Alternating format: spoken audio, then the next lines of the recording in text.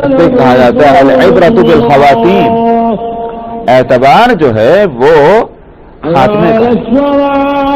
ساری عمر کا کافر اگر موت ایمان پر ہوئی، سارے دل اندر ختم اور نہ کفر کی پوچھ ہوگی نہ کسی شرک کی، ایمان پر خاتمہ ہوا تو جنت کا مستحق ہے. سارے عمر کا مومن اور مسلم، یہاں تک کہ متقی اور پرہیزگار، لیکن اگر خدا نہ خواستہ اس کی موت کفر پر ہوئی، نہ تقویٰ کام دے گا نہ پرہیزگاری کام دے گی. تو اس لیے وہ وقت بڑا نازک ہوتا ہے. شیطان اسی وقت براہ راست آ کر کے کوشش کرتا ہے ورگلانے کی اور عقیدے کے اندر اور اس کے فکر اور خیال اور ایمان میں کمزوری پیدا کرتا ہے. تو اس لیے نبی کریم صلی اللہ علیہ وسلم نے اس بات سے پناہ چاہی کہ موت کے وقت میں مجھے شیطان آ کر کے اور ورغلائے. اور میں آپ کی پناہ چاہتا ہوں اس بات سے کہ میں آپ کے راستے میں اس طرح مروں کہ میں پیٹھ دکھاتا ہوں. موت آئے تو راستے کی طرف چلنے والا نہیں بلکہ راستے سے بھاگنے والا. اس کے معنی کیا ہوئی ہے کہ ایک مثال ہے. یہ ضروری نہیں کہ مراد اس سے یہی ہو کہ واقعی راستہ ہو، واقعی پیٹھ دکھانے والا ہو. اس کو اگر عام کیا جائے، یعنی حقیقی اور مجازی دونوں معنی میں اس کو لیا جائے. حقیقی معنی تو کیا ہے کہ جہاد میں بجائے اس کے مقابل میں ہوں، بھاگتے ہوئے موت آ رہی ہے، سمجھ میں آیا. اور بھاگنا جو ہے وہ بزدلی کی وجہ سے، یہ تو حقیقی معنی ہے. لیکن مجازی معنی جو اس میں شامل ہیں وہ یہ ہوں گے کہ آپ کے تمام دین کے کاموں میں پیٹھ پھیرتا ہوا نہ ہوں کہ جس حالت میں میری موت آئے، بلکہ یہ کہ میں دین کے کاموں کا کرنے والا ہوں، اس کو فیس کرنے والا ہوں. اس حالت میں میری موت آنی چاہیے. تو یہ ساری چیزیں اس لفظ کو شامل ہوں گی. وَأَعُوذُ بِكَ مِنْ أَنْ أَمُوتَ لَدِيغًا، اور میں آپ کی پناہ چاہتا ہوں اس بات سے کہ مجھے سانپ اور بچھو ڈسے اور اس ڈسنے کی وجہ سے میری موت آئے. یہ ساری جو چیزیں ہیں کہ جن سے آپ نے پناہ چاہی ہے، آپ دیکھ لیجئے کہ علاوہ اس کے کہ آپ کے راستے میں میری موت اس طرح آئے کہ میں پیٹھ پھیرے ہوئے ہوں، اس کے علاوہ باقی ساری چیزیں کون سی ہیں؟ وہ ہیں، یا پھر یہ کہ شیطان کا ورگلانا بھی اگر اس کو عزم کر دیجئے تو باقی موت وہ ہیں کہ جو اچانک ہوتی ہے. مثلا کوئی عمارت گر پڑے، اس میں دب کر مر گئے، کسی اوپر سے گر کر مر گئے، سمجھ میں آیا. یا اسی طرح سے کیا نام ہے، کوئی سانپ اور بچھو ڈس لے، اس میں موت آ جائے، جس کو کہتے ہیں ناگہانی موت. سمجھ میں آیا، سڈنلی کوئی ایسی بات ہو اور مر جائے. اس زمانے میں آپ کہہ سکتے ہیں جو یہ ہے من الحدم. آج کل ایکسیڈنٹ ہوتے ہیں، car accident, motor accident, train accident, سمجھ میں ہوائی جہاز ایکسیڈنٹ، یہ سارے کے سارے الحدم کے اندر آ جائیں گے. تو پناہ چاہیے. کیوں؟ اس لیے آپ نے موت فجاء سے، اچانک موت آنے سے پناہ چاہی ہے، کسی بھی شکل میں وہ موت آئے. وجہ اس کی یہ ہے کہ آدمی پتہ نہیں کس حالت میں ہے، اس کے ذمے کس کا حق ہے. اب اس کو موقع نہیں مل رہا کہ اس حق کے بارے میں کوئی بات کسی کو کہہ دے، جبکہ حق کے تعلق سے نبی کریم صلی اللہ علیہ وسلم کی یہ ہدایت ہے کہ حق کی اہمیت کو سمجھو، اور ایک رات ایک بندے مومن پر ایسی نہ گزر جائے کہ جس پر اس کا حق، کسی کا حق ہو اور کوئی وصیت نہ کیے دے. سمجھ آیا؟ موت کسی وقت بھی آ سکتی ہے. اس لیے مسلمان مرد کو اور عورت کو کہ جس پر کسی کا بھی کوئی حق آتا ہو، اس کو چاہیے کہ اس کے تعلق سے وہ وصیت کر کے رکھ دے کہ کسی وقت موت آئے تو کسی کا حق لے کر دنیا سے نہ جائے. اتنا اہتمام جب نبی کریم صلی اللہ علیہ وسلم فرما رہے ہوں تو ظاہر ہے کہ آپ کی نظر اس پر بھی ہوگی کہ وہ موت کسی طرح اچھی نہیں ہوگی جو اچانک آتی ہے. اس واسطے کہ اچانک موت آئے، مثال کے طور پر آدمی سفر میں ہے، سفر میں کوئی آدمی ایسا نہیں کہ جس کو وصیت کر دے. کسی کا حق آتا ہے دوران سفر اور وصیت نہیں کر سکتا. اسی حالت میں اچانک موت آئے، پریشانی ہے کہ نہیں ہے؟ قانون ہے. وہ الگ بات ہے کہ اللہ سبحانہ و تعالیٰ کس طرح معاف کر دیں کسی کو، مگر قانون کیا ہے؟ قانون یہ ہے کہ یہ شخص دنیا سے اس طرح گیا کہ اس کے ذمے کسی کا حق ہے. قانون کو دیکھا جائے گا، وہ ہے اللہ کا فضل. اللہ تعالیٰ اپنے فضل سے کسی کو بخشتے ہیں، لیکن قانون کیا کہتا ہے؟ اس کی پکڑ ہونی چاہیے. اس واسطے نبی کریم صلی اللہ علیہ وسلم نے اس طرح کی موت سے پناہ چاہیے.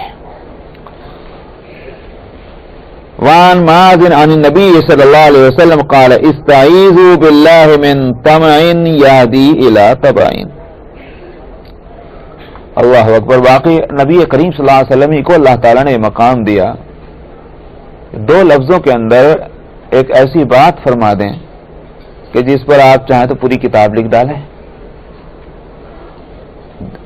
پڑھنے میں دو ہی لفظ ہیں صرف, دو سینٹنس, استعیذوا باللہ من طمع یہدی الی تبع, لیکن یہ پوری کتاب ہے. واقعی ہے. آپ نے فرمایا کہ اللہ کی پناہ چاہو ایسے لالچ سے کہ جو گمراہی تک پہنچا دے. تبع کا میں ایک مجازی ترجمہ کر رہا ہوں. تبع یتبع کے معنی آتے ہیں مہر لگا دینے کے. جب آدمی کے اندر لالچ پیدا ہو جاتا ہے تو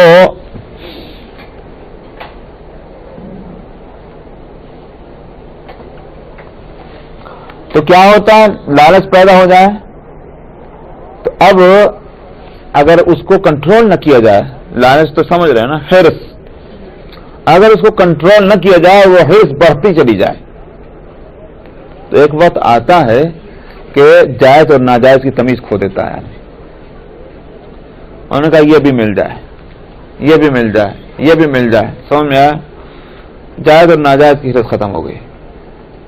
اس کے بعد ناجائز کو بھی جب لینا شروع کر دیتا ہے تو ایک وقت وہ آتا ہے کہ پھر یہ احساس ہی دل سے نکل جاتا ہے کہ یہ چیز ناجائز تھی.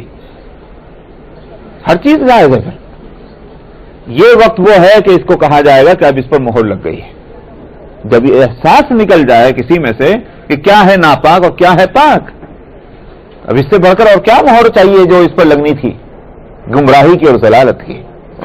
جب تک یہ تمیز باقی ہے کہ یہ گندی چیز ہے اور یہ پاک چیز ہے, یہ گمراہی اور یہ ہدایت ہے, جب تک یہ شعور اور یہ تمیز باقی ہے ہو سکتا ہے کہ اس کی اصلاح ہو جائے. لیکن جب یہ شعور نکل جاتا ہے پھر اصلاح کی صورت نہیں رہتی, اور اسی کو کہتے ہیں مہر لگنا. حقیقت تو یہ ہے کہ بات تو آپ نے مختصر فرمائی, اللہ کی پناہ چاہو ایسے لالچ سے جو گمراہی تک لے جائے, لیکن کھلتی نہیں واقعی ہے جب تک کہ اس کو ذرا وضاحت سے نہ سمجھا جائے اور اپنے اوپر اسے ہم لوگ منطبق نہ کریں. ہم کیسی برائیوں میں مبتلا ہیں. لالچ کتنی بری چیز ہے. تباہ سے مراد گمراہی. جی میں نے تباہت وہ کہ معنی اصل آتے ہیں مہر لگ جانے کے. اس کا آپ ترجمہ جیسے محدثین نے کیا ہے, زنگ لگنا بھی آتا ہے, طبیعت پر زنگ لگ جائے, یہ بھی ترجمہ ہو سکتا ہے. لیکن میں نے اسی لیے کہا, میں نے اس کا ترجمہ جو کیا ہے وہ گمراہی سے اسی لیے کیا ہے. 45 جو تباہ تو لفظ کا لفظ کر دیا جو تباہ کی طرف پہنچا دے. تباہ اتباع کے معنی آتے ہیں کہ اس کو اس پر یوں کہیے کہ دیکھیے قرآن شریف کے اندر بھی یہ لفظ آیا, طبع اللہ علی قلوبہم اولئک الذین طبع اللہ علی قلوبہم. اللہ تعالیٰ نے ان کے دلوں پر مہر لگا دی. طبع اتباع کے معنی مہر لگا دینے کے بھی آتے ہیں. اس لیے وہ میں نے کہا کہ گمراہی میں پختہ ہو جائیں وہاں تک اس کو لے جائے ان کا علاج. اس پناہ چاہو.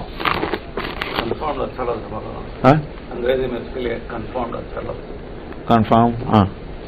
وعن معاذ عن النبي وعن عائشة أن النبي صلى الله عليه وسلم نظر إلى القمر فقال يا عائشة استعيذي بالله من شر هذا فإن هذا هو الغاسق إذا وقب. حضرت عائشہ رضی اللہ عنہ سے روایت ہے کہ نبی کریم صلی اللہ علیہ وسلم نے چاند کو دیکھا اور اس کے بعد آپ نے فرمایا اے عائشہ اللہ کی پناہ چاہو تم اس کے شر سے. کس کے شر سے؟ چاند کے شر سے. اور فرمایا کہ یہی وہ غاسق ہے جب چھا جائے. غاسق وہ جو قل اعوذ برب الفلق, میں نے قل اعوذ برب الفلق من شر ما خلق ومن شر غاسق اذا وقب. اس تاریکی اور اندھیری کی برائی سے میں پناہ چاہتا ہوں کہ جب وہ چھا جائے. سارے دنیا میں فتنے اور ساری خرابیاں دن کے اجالے میں نہیں ہوتی، رات کے اندھیری میں ہوتی. سمجھا؟ سارے جتنے بھیانک قسم کے جرائم ہیں وہ سب رات اندھیریوں میں ہوتے ہیں. سمجھا؟ اس لیے فرمایا کہ تاریکی کی برائی سے میں پناہ چاہتا ہوں جب وہ چھا جائے. یعنی مطلب کیا مطلب ہوا؟ اندھیری اچھی طرح سے ہو جائے، پھیل جائے. فرمایا کہ یہی ہے وہ، اس کی برائی سے پناہ چاہو. یہی ہے وہ غاصب جب چھایا. کیا مطلب؟ یعنی مطلب یہ ہے کہ جب چاند ہے تو روشنی ہے، چاند نہیں ہوتی تو رات اندھیریاں ہو جاتی ہیں. تو چاند کا شر کیا ہے؟ وہ غائب ہو جائے تو اندھیریاں پھیل جاتی ہیں، اور اندھیریاں پھیل جاتی ہیں دنیا میں پھر فتنے جگائے جاتے ہیں. یہ آپ نے فرمایا. تو معلوم ہوا کہ ہر چیز کے اندر دو پہلو ہیں. ایک پہلو ہے خیر کا، ایک پہلو ہے شر کا. چاند کے اندر بھی یہی بات ہے. اسی واسطے جب پہلا چاند دیکھتے ہیں کسی مہینے کی پہلی تاریخ کا تو اس کے لیے دعا کیا ہے؟ اللہم اہلہ علینا بالامن والامان والسلم والسلامہ. پہلی تاریخ کا چاند پہلی مرتبہ اس پر نظر پڑے تو یہ دعا ہونی چاہیے، اے اللہ اس چاند کو ہمارے لیے امن کا چاند بنا دیجئے اور امانت کا. امانت دین اور دیانت سمجھ میں آیا؟ بہت عام معنی میں امانت. ہمارے ہاں تو ہم لوگ تو صرف اپنے محاوروں میں اپنے بول چال میں امانت بولتے ہیں. بھائی میرے 10 روپے رکھ لیجئے صاحب، یہ ہو گئی امانت. سمجھ میں آیا؟ اس سے زیادہ تو ہم نہیں جانتے امانت. لیکن امانت جو ہے وہ سارے معاملات کو اور ہر طرح کے حقوق پر وہ امانت کا لفظ آئے گا. مثال میں دے دوں تاکہ آپ اس کے وسیع معنی کو سمجھ جائیں. اولاد امانت ہے، سمجھ میں آیا؟ جاب امانت ہے. اللہ تعالیٰ نے جو ہماری آمدنی، ہمارے پاس انکم ہے نا، جو کسی کی دی ہوئی نہیں، یہ ہماری اپنی محنت سے جو ہم لے کر آئے ہیں، یہ بھی امانت ہے. ہم کہیں بھائی کس کی امانت ہے؟ اللہ کی امانت ہے. سمجھا نہیں؟ اسی واسطے ہم سے دنیا میں صرف اسی مال، آخرت میں صرف اسی مال کے بارے میں نہیں پوچھا جائے گا جو کسی ایک بندے نے لا کر میرے پاس رکھ دیا تھا کہ صاحب اس کی حفاظت کر لیجئے گا، میں آ کر 10 سال کے بعد آپ سے لے لوں گا. اور اللہ تعالیٰ قیامت میں صرف اسی کے بارے میں نہیں پوچھیں گے تو نے کیا کیا اس مال کا. اللہ تعالیٰ اس مال کے بارے میں پوچھیں گے کہ جو ہر بندے نے کمایا تھا اپنے لیے، محنت کر کے مشقت کر کے کمایا تھا اور اس کو خرچ کیا تھا، اللہ تعالیٰ اس کے بارے میں پوچھیں گے کہاں سے لایا تھا وہ، کس طرح لایا تھا اور کہاں خرچ کیا تھا. تو امانت کا لفظ جو ہے یہ دین کے اندر بڑے وسیع معنی رکھتا ہے. یہ میں کہتا ہوں یہ اسلام جو ہے یہ بھی ایک امانت ہے. علم دین یہ بھی امانت ہے. ان امانتوں کو جب آپ صحیح طور پر ادا نہ کریں تو اس کے لیے کیا بولا جاتا؟ کیا بولتے ہیں؟ خیانت. تو جہاں یہود کے تعلق سے لفظ خیانت قرآن حکیم میں آیا کہ یہ خیانت کرتے ہیں، وہاں مفسرین لکھتے ہیں کہ خیانت ان کی صرف اتنی نہیں ہوتی تھی کسی کا پیسے لے کر کھا جاتے ہوں. سارے یہودی ایسے نہیں تھے. آج بھی آپ دیکھ لیں یہودیوں میں بعض اچھے بھی ہو سکتے ہیں، بھائی کسی کو پیسے دیں گے ایک پیسہ واپس کریں گے، لیکن خیانت جو ہے اس میں سارے یہودی شریک ہیں. پھر وہ کون سی خیانت ہے؟ مفسرین کہتے ہیں حق کو انہوں نے چھپایا. سمجھا؟ وہ حق جس کو اللہ تعالیٰ نے ظاہر کر دیا تھا اس کو انہوں نے چھپایا. ان حق کے اندر یہ حق بھی تھا کہ محمد صلی اللہ علیہ وسلم اللہ کے نبی ہیں. اس کو انہوں نے پہچانا، یہ ہے حق، مگر اس کو چھپا دیا. یہ خیانت ہے. معلوم ہوا کہ علم میں اندر بھی خیانت ہوتی ہے، اخلاق میں بھی خیانت ہوتی ہے، معاملات میں بھی خیانت ہوتی ہے، عبادات میں بھی خیانت ہوتی ہے. عبادت کی خیانت کیا ہے؟ مثلا ایک مثال میں دوں، اللہ اکبر، بھائی نماز تو پڑھ رہے ہیں مگر نماز کہیں کی پڑھ رہے ہیں؟ کسی سے ڈر کے پڑھ رہے ہیں، اللہ میاں کی نہیں پڑھ رہے. سمجھا؟ یہ عبادات کی خیانت ہے. تو یہ لفظ جب امانت بولا جاتا ہے تو ان سارے وسیع معنی میں بولا جاتا ہے. تو کہا اللہم اہلہ علینا بالامن والامان. اب سمجھ آیا لفظ امانہ کے معنی؟ اے اللہ یہ چاند ہمارے لیے امن کا چاند ہو اور امانت کا چاند ہو. یعنی اس مہینے کے اندر امن ہو، پیس ہو، چین ہو، دنیا میں سکون ہو، اور ساتھ میں ہم بددیانتی نہ کریں، دنیا میں بے ایمانیاں نہ ہوں بلکہ ایمانداری ہو. والسلم والسلامہ، اور اسی طرح سے سلامتی ہو. سمجھ میں آیا؟ اور اسلام ہو، اطاعت ہو، فرما برداریاں ہوں. دیکھیے آپ 4 لفظوں کے اندر نبی کریم صلی اللہ علیہ وسلم نے وہ دعا کر دی اور وہ دعا سکھلا دی کہ اس سے زیادہ خیریت اور عافیت تو ہو ہی نہیں سکتی دین اور دنیا کی. تو یہ میں نے کہا چاند کا خیر ہے جو مانگا گیا اور یہ چاند کا شر ہے جس سے پناہ چاہی گئی. سمجھا؟ تو آپ نے فرمایا کہ اللہ کی پناہ چاہو اس کے شر سے کیونکہ یہی وہ غاصب ہے وہی اندھیری ہے کہ جب چھا جاتی ہے. بس یہ حدیث کے سلسلے میں بہت مشہور سند ہے, بہت مشہور سند, بڑی معتبر. امام بخاری امام مالک کے یہاں یہ سند ہے اور یہ محدثین کے یہاں یہ سند بہت ہی مشہور اور بہت معتبر ہے. عامر بن شعیب عن ابی عن جدی. تو حدیث بہت, اس کا مطلب یہ ہے کہ بہت ہی زیادہ معتبر ہے. وہ کہتے ہیں کہ نبی کریم صلی اللہ علیہ وسلم نے فرمایا جب تم میں کوئی آدمی سوتے میں گھبرا جائے, کیا مطلب گھبرا جائے؟ خواب میں کچھ نظر آ گیا اور وہ ڈر لگ رہا ہے, گھبراہٹ ہو رہی ہے, دل دھڑک رہا ہے, یہ ساری چیزیں ہوتی ہیں. تو آپ نے فرمایا کہ جب تم میں سے کوئی شخص سوتے میں گھبرائے اس کو چاہیے کہ کہے اعوذ بکلمات اللہ التامات من غضبہ وعقابہ وشر عبادہ ومن ہمزات الشیاطین وان یحضرون. بس یہی ہے, اس کو سب لوگ یاد کر لیں تو اچھا, یہ لکھ کر رکھ لیں اپنے پاس, جس کا ترجمہ یہ ہے کہ میں اللہ کی پناہ چاہتا ہوں یا چاہتی ہوں اللہ کی مکمل باتوں کی, کہاں سے؟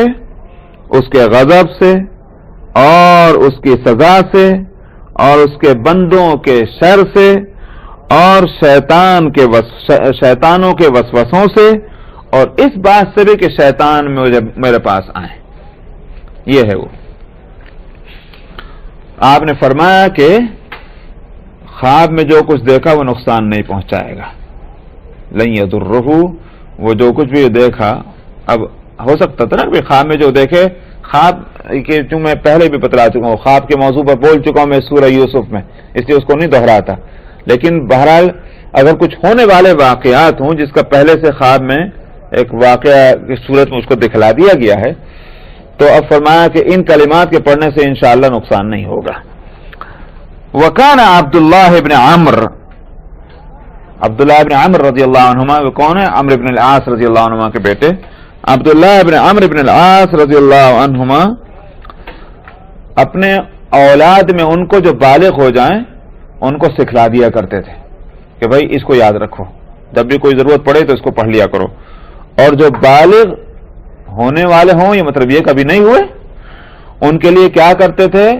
کاغذ میں لکھ کر کے اور گلے میں ڈال دیا کرتے تھے تعویذ بنا کر. تو چھوٹے بچوں کے گلوں میں ڈالنا اور بڑے ہوں تو ان کو یاد کرا دینا, یہ تھا حضرت عبداللہ ابن عمرو ابن العاص رضی اللہ عنہ کا عمل. تو اس لیے اس طرح کی دعائیں جو ہیں وہ صبح شام پڑھی جانے والی ایسی خاص پریشانیوں کی حالت میں پڑھی جانے والی دعاؤں کو ان کے اپنے لفظوں کے ساتھ بچوں کو یاد کرانا چاہیے.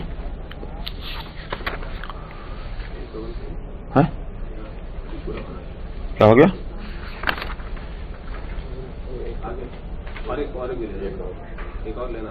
قال قال رسول اللہ صلی اللہ علیہ وسلم من سأل اللہ الجنة 3 مرات قالت الجنة اللهم ادخله الجنة ومن استجار من النار 3 مرات قالت النار اللهم اجره من النار. حضرت انس رضی اللہ عنہ سے روایت ہے, انہوں نے کہا کہ رسول اللہ صلی اللہ علیہ وسلم نے فرمایا جو اللہ سے جنت کا سوال کرے 3 مرتبہ تو جنت کہتی ہے اے اللہ اس کو جنت میں داخل فرما, اور جو جہنم کی آگ سے پناہ چاہے 3 دفعہ تو جہنم کی آگ کہتی اے اللہ اس کو جہنم سے نجات دے دے. تو اس لیے دعا کیا ہونی چاہیے؟ اللہم انی اسألک الجنہ, بس یہ ہے مختصر لفظ, اللہم انی اسألک الجنہ 3 دفعہ یہ, اور اللہم اجرنی من النار 3 دفعہ یہ. اگر 3 دفعہ یہ پڑھ لیا 3 دفعہ وہ, تو جنت بھی سفارش کرے گا اور جہنم بھی سفارش کرے گی. تو یہ ہے مراد اس. بس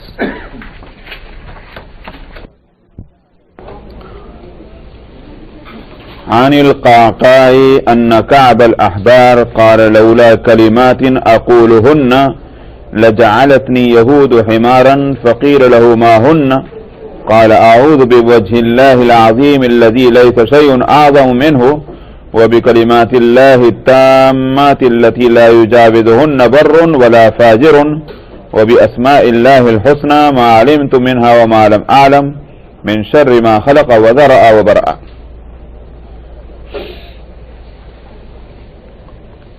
قعقاع سے روایت ہے کہ کعب احبار رضی اللہ عنہ نے فرمایا کہ اگر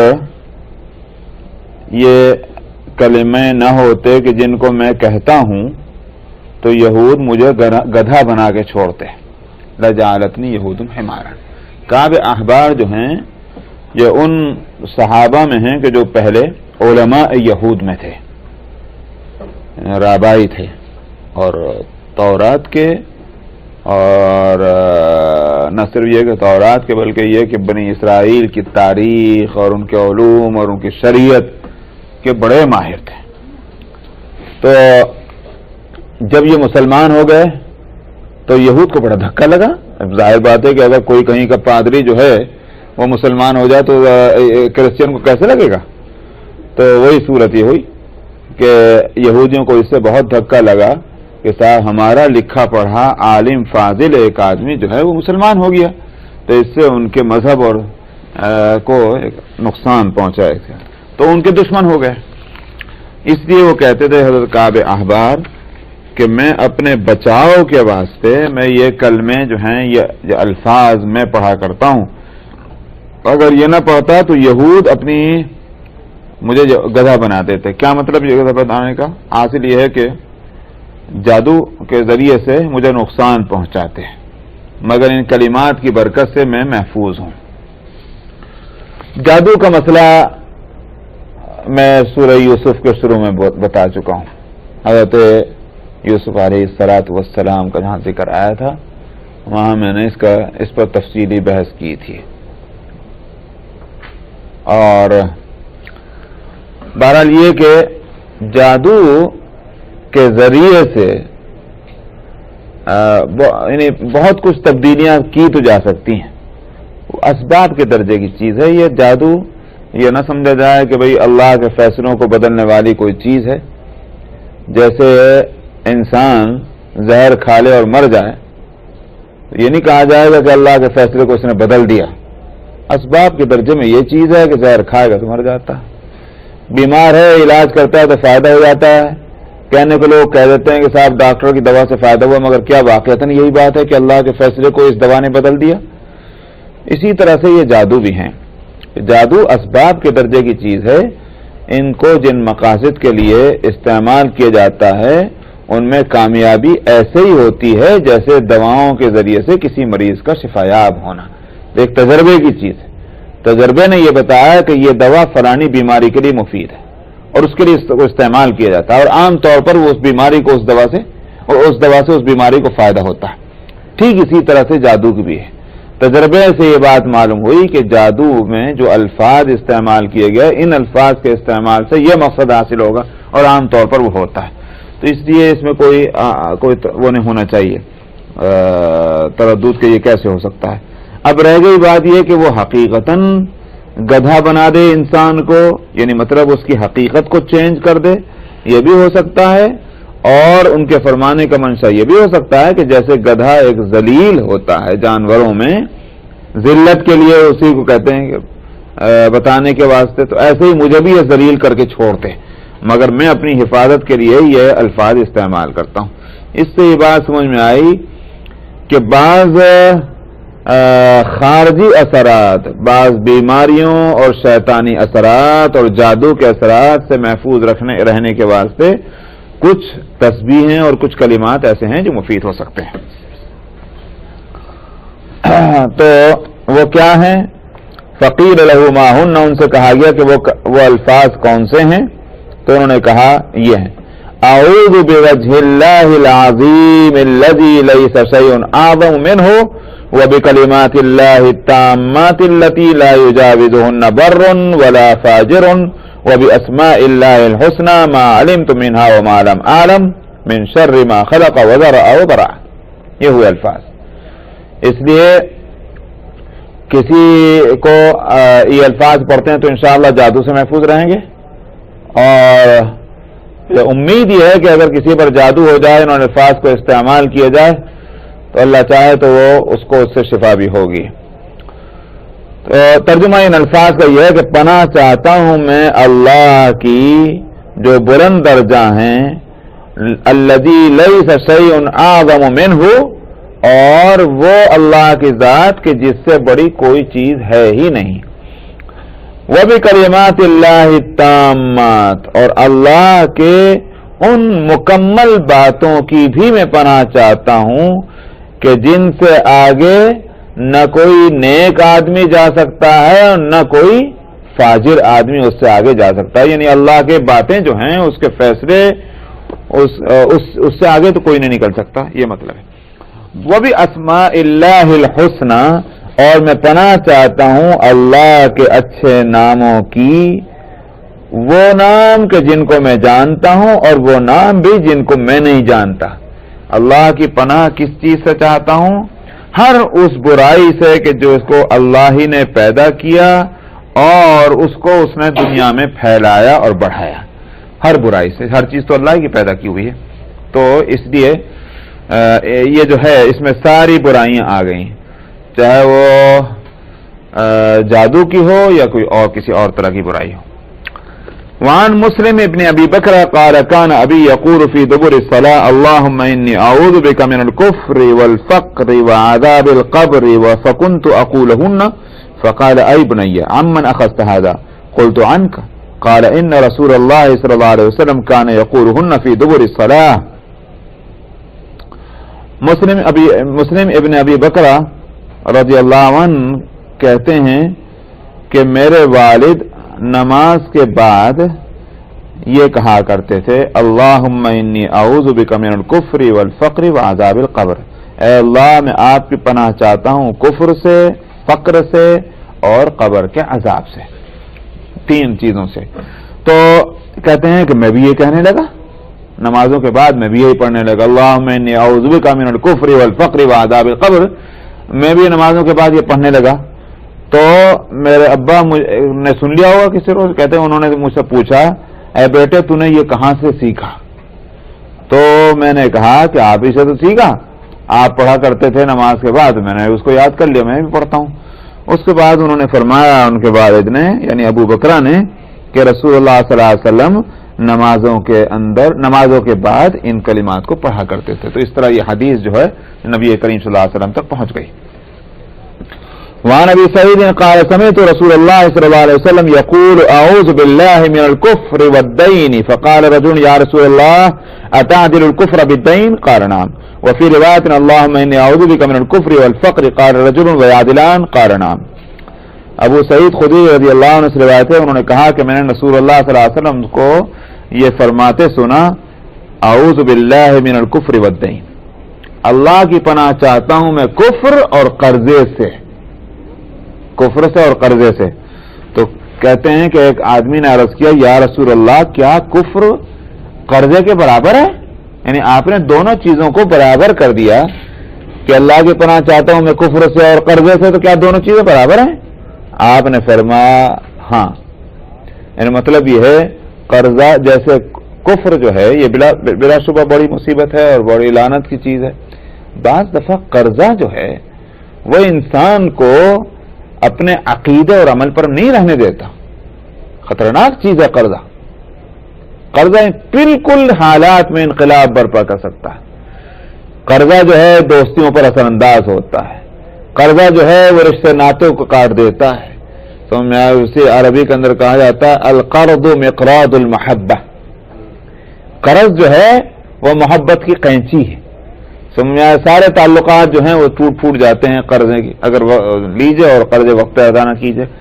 اس کا بوجھ بڑھتا چلا جائے تو پھر انسان کے حواس پر اس کا اتنا گہرا اثر پڑتا ہے کہ نہ اس کا عمل رہتا ہے نہ عقیدہ.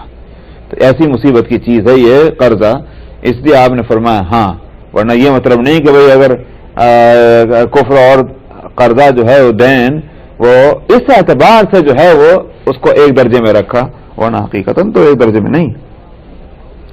اور ایک روایت میں آتا ہے کہ اللہم انی اعوذ بک من الکفر والفقر، اے اللہ میں آپ کی پناہ چاہتا ہوں کفر سے اور فقر سے. تو دین بھی تو وہ فقر کی وجہ سے ہوگا، ورنہ اگر مالدار ہوگا تو کہاں کوئی اتنا قرضہ ہوگا جو اس کے لیے مصیبت بن جائے. تو اس لیے وہاں فقر کا لفظ ہے. تو عرض کیا کسی نے ویعدلان، کیا دونوں برابر ہیں؟ آپ نے فرمایا ہاں. ایک حدیث میں نبی کریم صلی اللہ علیہ وسلم نے اس کو دوسرے لفظوں میں فرمایا، کاد الفقر ان یکون کفرا. فقر جو ہے وہ خطرہ ہے اس بات کا کہ وہ آدمی کو کفر تک پہنچا دے. تو اس کا مطلب یہ ہے کہ یہ ایسا ہو سکتا ہے. بس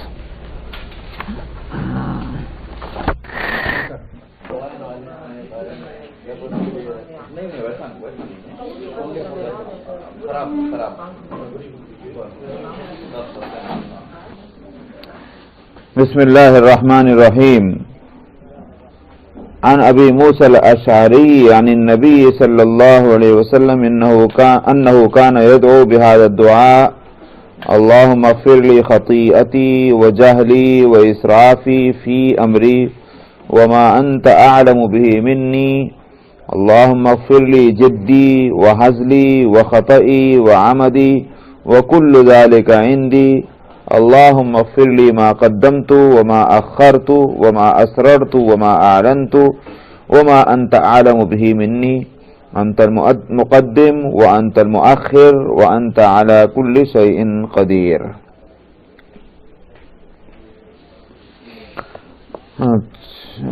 ابو موسیٰ اشعری رضی اللہ عنہ سے روایت ہے، وہ نبی کریم صلی اللہ علیہ وسلم کے تعلق سے ان کی روایت یہ ہے کہ آپ یہ دعا فرمایا کرتے تھے، اور یہ جامع دعا کے معنی یہ ہیں کہ ایسے الفاظ سے دعا کرنا کہ جو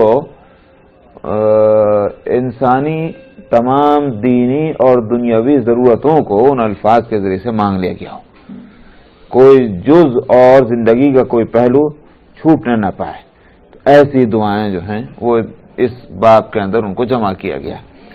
تو آپ دعا فرمایا کرتے تھے کہ اے اللہ مغفرت فرما دیجئے میری خطاؤں کی، میری ناواقفیت کی، جہالت، و اسرافی فی امری، اور میرے سارے کاموں میں میری طرف سے جو زیادتی ہو اس کی، اور میرے ان معاملات کی بھی کہ جن سے آپ خوب واقف ہیں. وما انت عالم بہ منی اللہم اغفر لی جدی، اے اللہ مغفرت فرما دیجئے میری ان کاموں کی کہ جن کو میں نے توجہ کے ساتھ کیا ہے. جد کا مطلب آتا ہے کوشش کرنا، جد و جہد کرنا. اس کا مطلب یہ میں نے لکھا کہ کوشش اور جد و جہد کرے گا تو اس میں توجہ تو ہوگی، بغیر توجہ تو کوشش نہیں ہو سکتی. ان معاملات کی کہ جس میں جن کو میں نے توجہ کے ساتھ کیا. وحزلی، اور جن کو میں نے بغیر توجہ کے کر لیا، یعنی کوئی کانشیس نہیں تھا، کوئی انٹرسٹ نہیں تھا، بس ویسے ہی کر رہے ہیں، تو یہ ہے وحزلی. وخطئی، اور میرے خطاؤں کو، خطا سے مراد ہے جس کو اردو میں ترجمہ کرتے ہیں چوک. سمجھ میں آیا؟ یعنی ارادہ تو نہیں تھا کرنے کا مگر وہ ہو گیا، تو ایسی کو خطا کہتے ہیں. وعمدی، اور بالارادہ کام کے کرنے کو، ان کی ایسے کاموں کی مغفرت فرمائی جن کو میں نے بالارادہ کیا ہے. وَكُلُّ ذَلِكَ عِنْدِي، اور ان میں سے جتنے بھی کام ہیں وہ سب میری طرف سے ہیں، آپ پر کوئی الزام نہیں. مطلب یہ نہیں کہا جا سکتا، بعض لوگ جیسے کہا کرتے ہیں کہ بھئی بندے کا کیا قصور جب ساری چیزیں اللہ کی طرف سے، تو بندہ یہ گستاخی کیسے کرے کہ اگر اللہ میں بس آپ ہی کی طرف سے میں کیا کر سکتا ہوں؟ نہیں، یہ جو کچھ بھی ہے یہ سب میری ہی طرف سے ہے، میں اس کا قصوروار خطا کار ہوں. وہ اللہم اغفر لی ما قدمت وما اخرت، اے اللہ میری مغفرت فرما دیجئے جو میں پہلے کر چکا ہوں یا جو میں آگے کرنے والا ہوں، ایک ترجمہ. اور دوسرا ترجمہ ہے ما قدمت وما اخرت کا، کہ جو میں نے دنیا کے لیے کیا اور جو میں نے آخرت کے لیے کیا، دونوں معنی ہو سکتے ہیں. وما اسررت وما اعلنت، اور جو میں نے چھپا کر کیا، جو میں نے لوگوں کو بتلا کر کیا، وما انت اعلم به منی، اور ان سب باتوں کو کہ جن کے تعلق سے میرے مقابلے میں آپ ہی زیادہ باخبر ہیں۔ انت المقدم وانت المؤخر، آپ ہی کاموں کو آگے بڑھانے والے ہیں اور آپ ہی پیچھے ہٹانے والے ہیں۔ وانت علی کل شیء قدیر، اور آپ جو ہیں ہر چیز پر قدرت رکھنے والے ہیں۔ یہ دعائیں اب ان کے ترجمہ پھر سے اگر توجہ سے پڑھیں گے تو سمجھ میں آئے گا کہ واقعی دنیا کی کوئی چیز اور دین کی چھوڑی نہیں جس میں دعا کے اندر اس کو شامل نہ کر لیا گیا ہو۔ وعن ابی ہریرہ قال کان رسول اللہ صلی اللہ علیہ وسلم یقول اللہم اصلح لی دینی الذی هو عصمت امری، واصلح لی دنیای التي فيها معاشی، واصلح لی آخرتی التي فيها معادی، واجعل الحیاة زیادة لی فی کل خیر، واجعل الموت راحة لی من کل شر۔ یہ دعا تو خاص طور پر بہت مختصر ہونے کے باوجود واقعتاً بہت ہی جامع ہے۔ ابو ہریرہ رضی اللہ عنہ کہتے ہیں کہ رسول اللہ صلی اللہ علیہ وسلم اس طرح فرمایا کرتے تھے کہ اے اللہ میرا دین درست کر دیجئے جس میں میرے معاملات کی حفاظت اور عصمت، عصمت کا مطلب احتیاط اور حفاظت ہے، یعنی کیا مطلب؟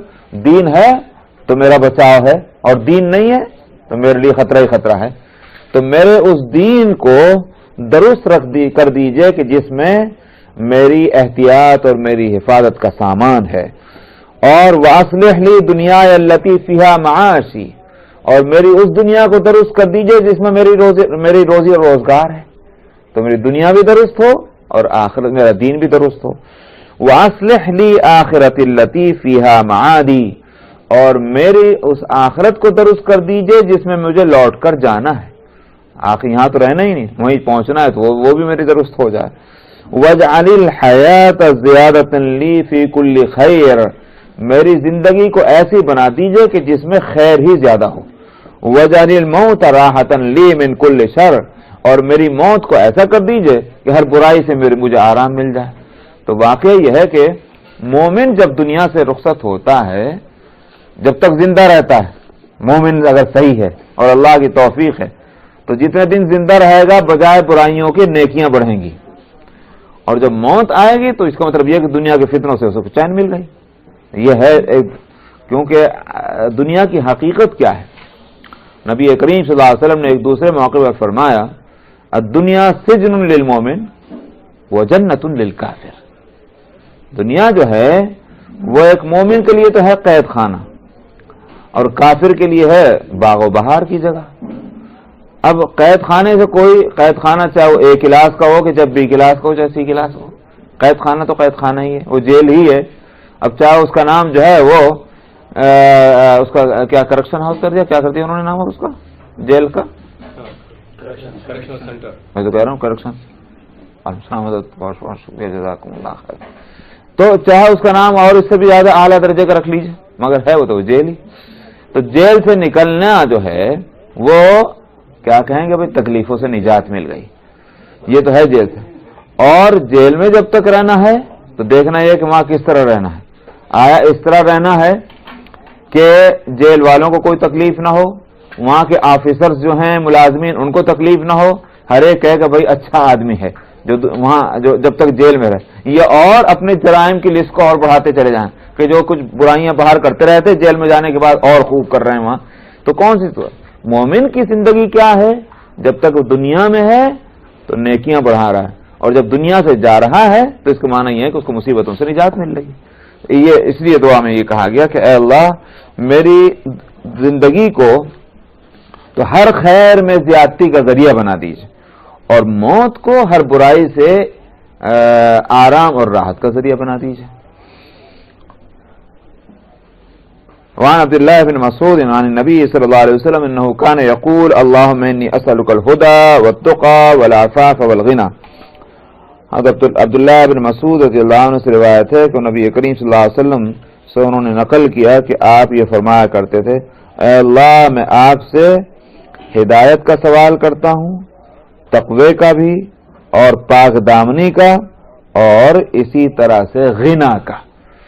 غنا چاہے تو مال کا غنا ہو اور چاہے دل کا غنا ہو، یعنی مالداری ہو یا استغنا ہو. استغنا تو ہم بولتے ہیں نہیں اردو میں، استغنا کا لفظ بولتے ہیں، کیا معنی ہے؟ محتاجی نہیں ہونا. ہاں تو غنی ایک تو ہوتا ہے مال، زیادہ مال ہو گیا تو ٹھیک ہے محتاج نہ رہے، اور ایک ہے کہ دل سے مستغنی ہونا، چاہے مال تھوڑا ہے مگر بڑے آرام سے ہیں. سمجھ میں آیا؟ بعض دفعہ یہ ہوتا ہے کہ مال خوب مگر پھر بھی حاجت مند ہی ہے، اور ایک یہ ہے کہ تھوڑا بھی ہے مگر چین ہے، اطمینان ہے، سکون ہے، کوئی کسی کا حاجت مند نہیں اپنے آپ کو سمجھے ہوئے ہے. یہ بڑی نعمت ہے. اسی واسطے نبی کریم صلی اللہ علیہ وسلم نے فرمایا تھا کہ ان الغنا غنا النفس، اصل غنا جو ہے وہ تو نفس کا ہے، دل کا ہے، مال کا نہیں ہے. بعض دفعہ مال زیادہ ہو مگر دل میں لالچ بھرا ہوا ہے، وہ تو محتاج ہی ہے، اور مال تھوڑا ہے مگر دل میں جو ہے وہ لالچ نہیں ہے، یہ غنی ہے. تو اس لیے غنا جو ہے وہ دراصل دل کا غنا ہے. تو یہاں آپ نے غنا کے لفظ کو عام رکھا ہے. تو اب یہ ہے کہ اصل تو غنا دل ہی کا ہے، مگر مال بھی اگر بقدر ضرورت ہو تو اس سے بھی انکار نہیں. تو غنا کو آپ نے عام رکھا، یہ نہیں کہا کہ مال کی کا غنا عطا فرمائے، دل کا ہر طرح کا غنا. قناعت پسندی جی. ہاں یہ اس کے بعد میں سمجھتے سب کافی نہیں کی ہے.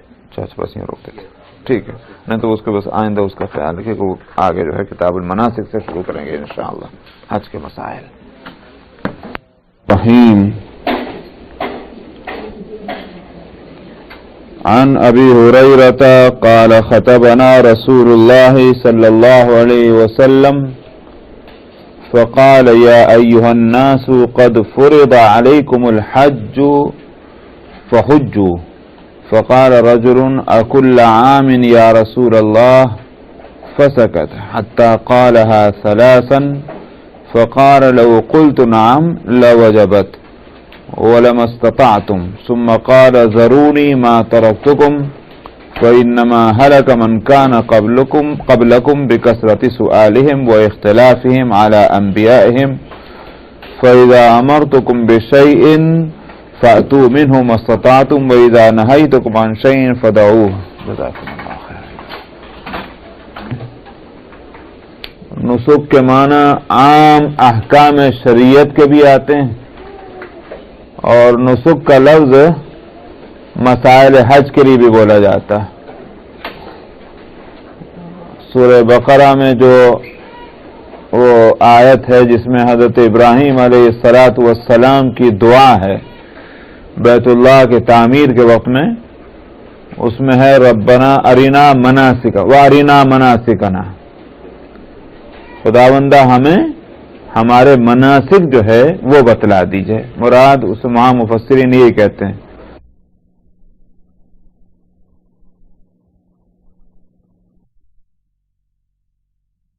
علی الناس حج البیت من استطاع الیہ سبیلا، کہ لوگوں کے واسطے، اللہ کے واسطے لوگوں پر بیت اللہ کا حج ہے اس شخص کے لیے جس کو وہاں تک پہنچنے کی طاقت اور استطاعت ہے. طاقت اور استطاعت کا جہاں تک مسئلہ ہے اس میں چونکہ قرآن تو اپنے خاص انداز میں ایک بات کہتا ہے، اور اس میں پھر جو ماہرین ہیں اس میں غور و فکر کرتے ہیں استطاعت سے کیا مطلب ہے. بعض ائمہ کے نزدیک تو یہ ہے کہ صرف راستہ پرامن ہو اور کیا نام ہے اس سے زیادہ اور کچھ نہیں. جیسے امام مالک کے ہاں، امام مالک رحمۃ اللہ علیہ کے ہاں استطاعت میں یہ بات داخل ہے کہ راستہ پرامن ہو، باقی سواری وغیرہ یہ سب کچھ نہیں. وہ کہتے ہیں محنت مزدوری کرے، سواری حاصل کرے اور جائے. حنفیہ اس معاملے میں بہت زیادہ لینٹ ہیں، نرم ہیں. استطاعت میں انہوں نے 3 چیزوں کو داخل کیا. ایک تو ہے راستے کا پرامن ہونا، پیسفل، کوئی خطرہ نہ ہو. دوسری بات یہ ہے کہ بدن کے اندر طاقت ہو. اگر صحت ہی خراب ہے، امام مالک کے لیے میں نے جو بات کہی تھی ان کے لیے صحت ہے کہ بدن کے اندر اس میں طاقت ہو اور صحت ہو، باقی کھانے پینے کے کوئی مسئلہ ان کے آنے، محنت مزدوری کرتا ہو اور کھاتا ہو پیتا ہو چلا جائے.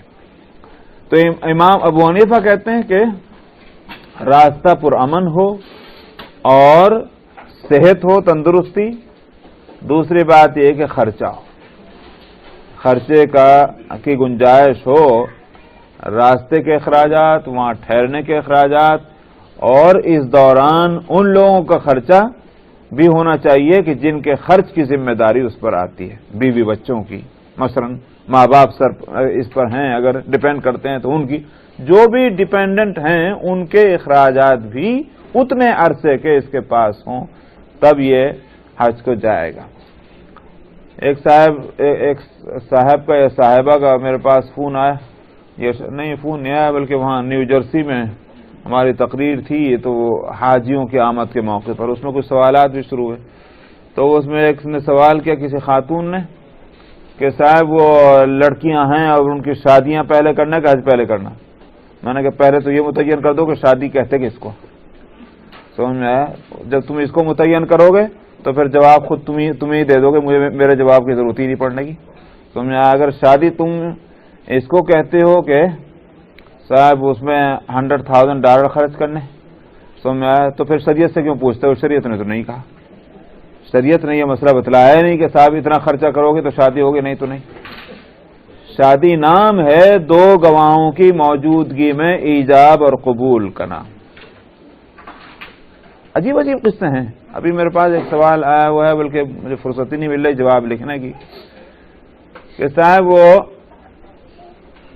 نکاح ہو گیا مگر رخصتی نہیں ہوئی، بات کہتے ہیں کہ یہ شادی ہی نہیں ہے جب تک رخصتی نہ ہو، لہذا اب دونوں کے چھوٹ چھٹا ہونے جا رہا ہے اور مہر کا مسئلہ ہوگا اور یہ ہوگا، طلاق کی ضرورت، تو اب یہ سارے مسئلے، اب یہ نکاح ہو گیا، رخصت نہیں ہوئی، تو اب مسئلہ یہ کھڑا جا رہا ہے کہ وہ شادی نہیں ہوئی، اس لیے کہ رخصت ہوگی تو اس کا نام شادی ہے۔ یہ سب ہماری رسموں نے یہ گل کھلائے ہیں، سننا یہ ہے صورت کیا، تو اس کو مذہب کے ساتھ جوڑا۔ تو میں نے ان سے کہا کہ دو آدمیوں کی موجودگی میں ایجاب اور قبول، اس کا نام ہے شادی۔ شریعت البتہ اس کو پسند کرتی ہے کہ مجمع عام میں یہ ہونا چاہیے، اسی واسطے فضیلت ہے کہ مسجد میں ہو۔ مسجد اس لیے نہیں کہ مسجد عبادت کی جگہ ہے صرف اس لیے مسجد، بلکہ اس لیے کہی ہے کہ وہاں ہر شخص آزادی کے ساتھ محل لے کر آ سکتا ہے، کوئی پابندی اس پر نہیں ہوگی، تو مسجد میں کرنے کا یہ فائدہ ہے تاکہ ہر شخص کو معلوم ہو جائے۔ اور شریعت کا منشا یہ ہے کہ یہ ان دو اجنبی مرد اور عورت میں جو تعلق قائم ہوا ہے، اس تعلق کے شرعی ہونے کی اطلاع سب کو ہو جائے، کل کو کوئی شخص یہ الزام نہ لگا دے کہ ان کا کسی ناجائز تعلق ہوا ہے، یہ الزام ہی نہیں بلکہ شبہ بھی نہ ہو۔ شریعت اس بات کو پسند کرتی ہے، اس واسطے کہا اعلن النکاح، نکاح کا اعلان کر دو، سمجھ میں آیا؟ تو اب وہ اتنی بات تو بے شک ہے، مگر باقی چیزیں وہ ایجاد بندہ ہیں، حکم خدا نہیں ہے۔ تب جب یہ ہے تو پھر اب اس کے لیے مسئلہ کیوں پوچھنا شریعت کا کہ صاحب نے حج کرے کہ شادی کریں؟ یہ ہماری ساری اپنی پیدا کی ہوئی آفتیں ہیں۔ تو بہرحال یہ کہ یہاں آپ نے اس میں کہہ رہا تھا کہ استطاعت کے تعلق سے کہ حج کی استطاعت کے معنی امام ابو حنیفہ رحمۃ اللہ علیہ کے نزدیک راستے کا پرامن ہونا، صحت تندرست اتنے ہونا کہ وہ آدمی جا سکے، اور اخراجات ہونا، یہ اگر ہے تو استطاعت ہے اور اس پہ ذمہ فرض ہے۔ پھر جس نے اس فریضے کو ادا کیا تو اس کو اللہ سبحانہ و تعالیٰ کے یہاں بہت بڑا اجر اس کے لیے رکھا گیا ہے۔ نبی کریم صلی اللہ علیہ وسلم کی اس میں آگے آنی چاہیے کہیں نہ کہیں میرے خیال سے روایت، اس روایت کا حاصل یہ ہے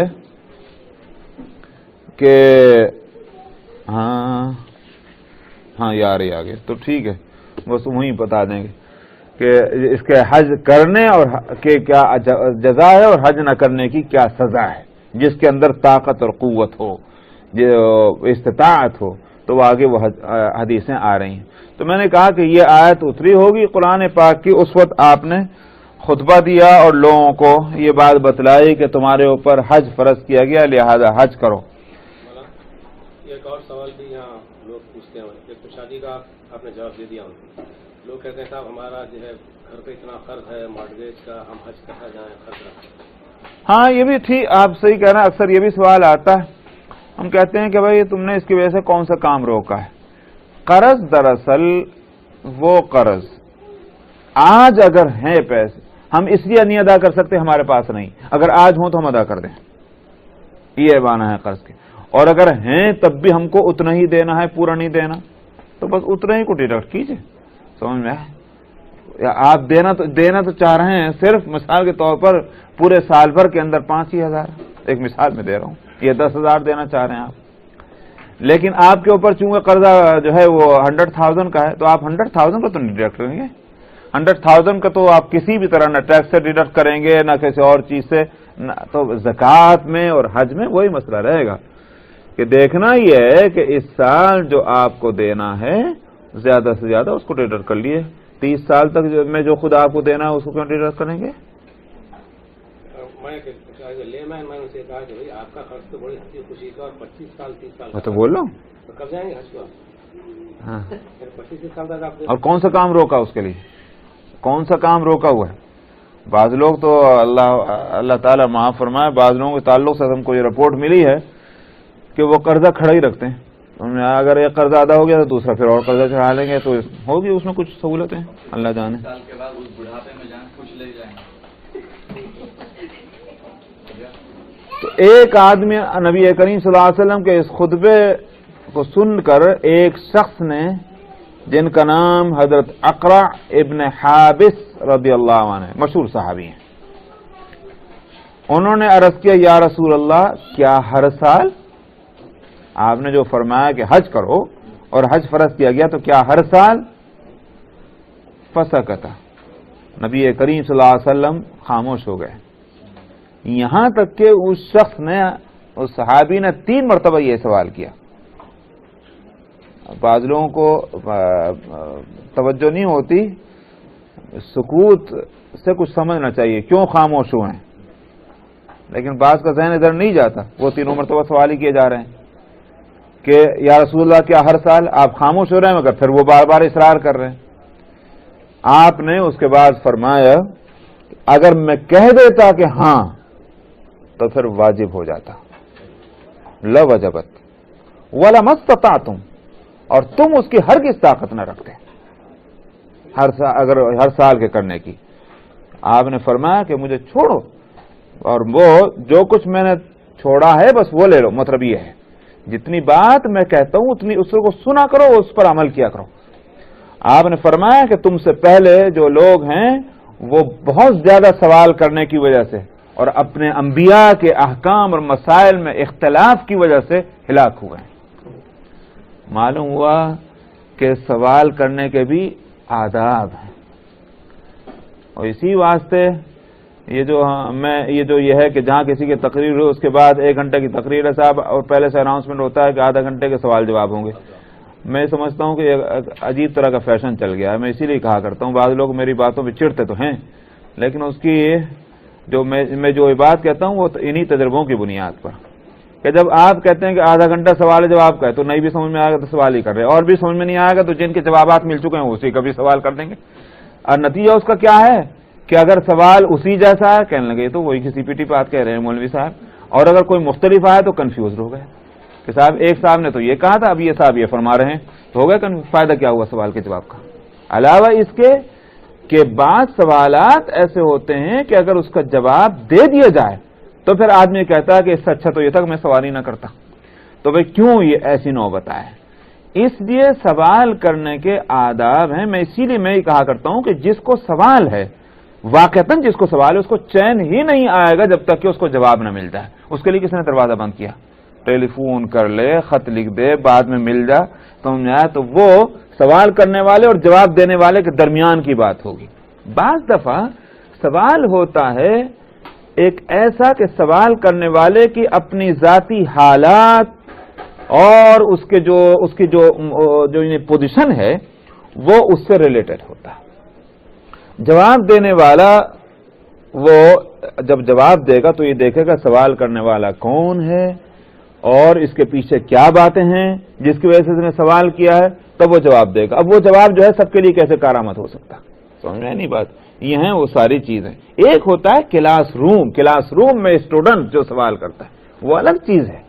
وہاں سوال ہو رہا ہے اس فن کے تعلق سے، یا اس کتاب میں جو ورڈز آئے ہیں اس کے تعلق سے، تو وہ ایک کامن چیز ہوتی ہے. جب کامن چیز ہوتی ہے تو استاد اس کا جواب اسی حساب سے دیتا ہے.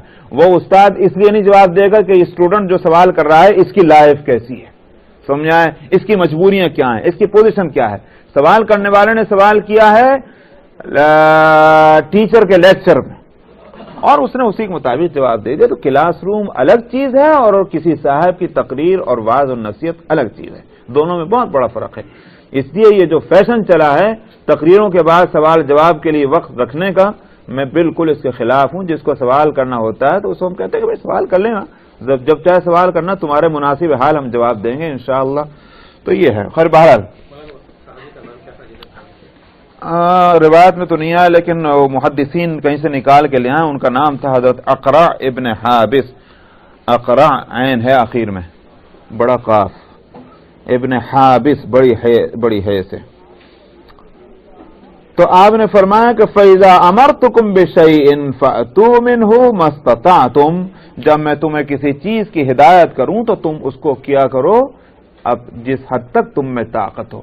جس حد تک تم میں طاقت ہو کہ یہ معنی نہیں ہے کہ آدمی جو ہے اپنا لیزی بن کے کہنے لگے بس جی مجھے تو اتنی طاقت ہے. اللہ کے رسول نے یہ فرمایا تھا. مراد یہ ہے کہ واقعتاً ایمانداری کے ساتھ جتنا تم کام کر سکتے ہو وہ کر لو. اگر اس میں کسی طرح کی کمی اور کوتاہی باوجود محنت کے، باوجود گویا ارادے کے پھر ہو گئی، اللہ تعالیٰ اس کو معاف فرما دیں گے. لیکن لیزی بن کے خود ہی اگر چھوڑ دیا وہ ظاہر ہے کہ الگ چیز ہے. وَإِذَا نَهَيْتُكُمْ عَنْ شَيْءٍ فَدَعُوهُ، اور جب میں تمہیں کسی چیز سے روکوں تو تم اسے چھوڑ دو. وعنه قال سئل رسول الله صلى الله عليه وسلم أي العمل أفضل؟ قال إيمان بالله ورسوله. قيل ثم ماذا؟ قال الجهاد في سبيل الله. قيل ثم ماذا؟ قال حج مبرور. اور انہی حضرت ابو ہریرہ سے روایت ہے کہ انہوں نے کہا کہ نبی کریم صلی اللہ علیہ وسلم سے سوال کیا گیا کہ کون سا عمل افضل ہے، فضیلت والا عمل کون سا ہے، آپ سے پوچھا گیا. آپ نے فرمایا اللہ اور اس کے رسول پر ایمان لانا سب سے نمبر اول کا عمل ہے یہ، اس لیے کہ یہی تو بیس ہے، یہی جڑ ہے، یہی روٹ ہے ہر چیز کی. تو اس بات سے افضل ترین بھی وہی ہوگی. اس کے بعد قیل ثم ماذا، پھر آپ سے پوچھا گیا اس کے بعد کون سا عمل افضل ہے. آپ نے فرمایا الجہاد فی سبیل اللہ، اللہ کے راستے میں جہاد کرنا. پھر کہا گیا کہ پھر کون سا عمل سب سے افضل ہے. آپ نے فرمایا حج مبرور، حج مبرور. مبرور کا لفظ ہے اس کے معنی کیا ہے؟ مبرور کے معنی یہ ہیں کہ ظاہری اور باطنی اعتبار سے وہ عمل صحیح ہو جائے، یہ ہے مبرور کے معنی. بر کے معنی آتے ہیں بھلائی کے، اس سے یہ لفظ بنا ہے. آپ نے وہ لیس البر ان تولوا، تو بر کے معنی بھلائی کے آتے ہیں، مبرور اسی سے بنا ہے. لفظی ترجمہ ہوگا جو وہ حج کے جو صحیح کیا گیا. سمجھ میں آیا؟ تو کیا مطلب صحیح کرنے کا؟ کہ اس میں نہ تو کوئی گناہ شامل ہوا ہو اور نہ اس میں ریا اور دکھلاوا ہو. سمجھ میں آیا نہیں؟ اسی لیے میں نے کہا کہ ظاہری اور باطنی اعتبار سے وہ عمل صحیح ہو. میں نے اسی لیے لفظ کہا. تو جہاں تک گناہ کا تعلق ہے، گناہ اور حج یہ دونوں چیزیں ساتھ نہیں چل سکتی. خود نبی اللہ سبحانہ و تعالی نے قرآن حکیم میں فرمایا کہ ومن فرض منکم الحج فلا رفث ولا فسوق ولا جدال فی الحج. جس نے تم میں سے ارادہ کیا حج کا، یعنی اس نے اپنے اوپر فرض کر لیا کا مطلب یہ ہے کہ ارادہ کر لیا. جس نے حج کا ارادہ کیا تو فرمایا کہ پھر نہ اس کے لیے کوئی بے حیائی کی بات وہاں مناسب ہے اور نہ اللہ کی نافرمانی اور حکم عدولی جو ہے اس کی اجازت ہے. یوں تو یہ بات ہر جگہ ہے بھئی، یہ مطلب نہیں کہ حج میں ہی، یہ تو ہر جگہ ہے. اللہ کے حکموں کو توڑنا بری بات ہے، کہیں بھی ہو، اپنے گھر میں ہو کہ بازار میں ہو کہ مسجد میں ہو، سمجھ میں آئے تنہائی میں ہو کہ مجلس میں ہو، سب جگہ. مگر حج میں اس واسطے کہ حج کس چیز کا نام ہے؟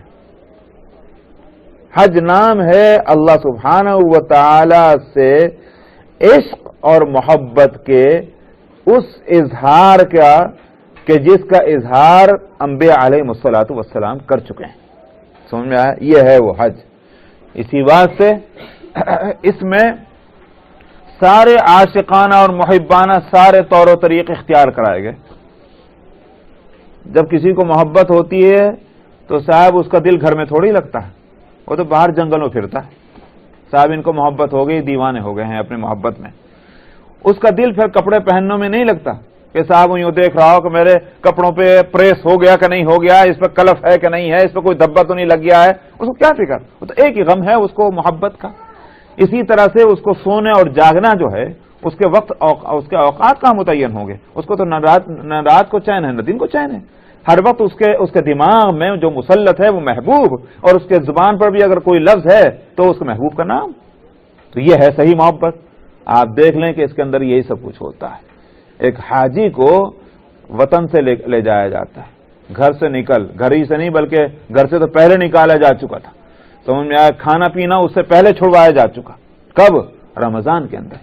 اسی لیے حضرت نانوتوی رحمۃ اللہ علیہ کا فرمانا یہ تھا کہ غور کرنے سے یہ معلوم ہوتا ہے کہ نماز سے تو زکوٰۃ ریلیٹ ہے، اور حج سے رمضان کے روزے جو ہیں ریلیٹ ہے.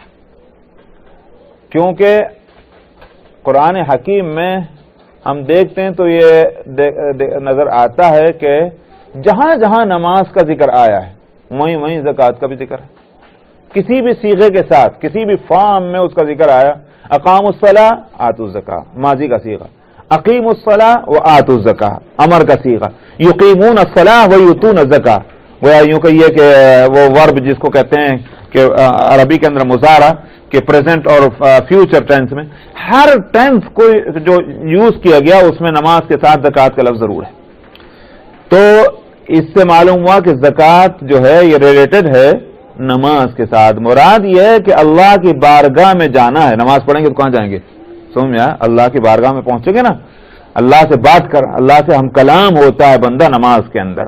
یہ جو سورہ فاتحہ کی جو تفسیر آتی ہے قسمت بینی و بین عبدی، تو وہ میں نے سورہ فاتحہ کو اپنے اور اپنے بندے کے درمیان تقسیم کر دیا ہے نا. وہ جو آپ نے مشہور حدیث سنی ہوگی کہ جب بندہ کہتا ہے الحمدللہ رب العالمین تو اللہ میاں فوراً جواب دیتے ہیں اس کو حمدنی عبدی. جب کہتا ہے الرحمن الرحیم مالک یوم الدین تو اللہ تعالیٰ فوراً جواب دیتے ہیں کہ اثنا علی عبدی، میرے بندے نے میری تعریف کی ہے. تو یہ اس کے بعد پھر ایاک نعبد و ایاک نستعین اور اہدنا الصراط المستقیم صراط الذین انعمت علیہم غیر المغضوب علیہم ولا الضالین. تو اللہ تعالیٰ فرماتے ہیں کہ ھذا بینی و بین عبدی، یہ میرے اور میرے بندے کے درمیان ایک ایگریمنٹ ہے. ولی عبدی ما سأل، اور میرے بندے نے جو مانگا سو اس کو دیا گیا. تو یہ تین باتیں ہیں، تین حصے ہیں اس کے سورہ فاتحہ کے. تینوں کا جواب امیڈیٹ اللہ سبحانہ و تعالیٰ کی طرف سے ملتا ہے. اسی لیے نماز میں یہ سمجھا جاتا ہے کہ بندہ اللہ سے بات کر رہا ہے. تو اب اللہ کی بارگاہ میں جائے تو دنیا کے سارے جھگڑے ٹنٹے اپنے دل میں رکھ کے لے جائے گا تو کہاں سے یہ اللہ کی بارگاہ میں اس کا دل جو ہے وہ سجدہ ریز ہوگا.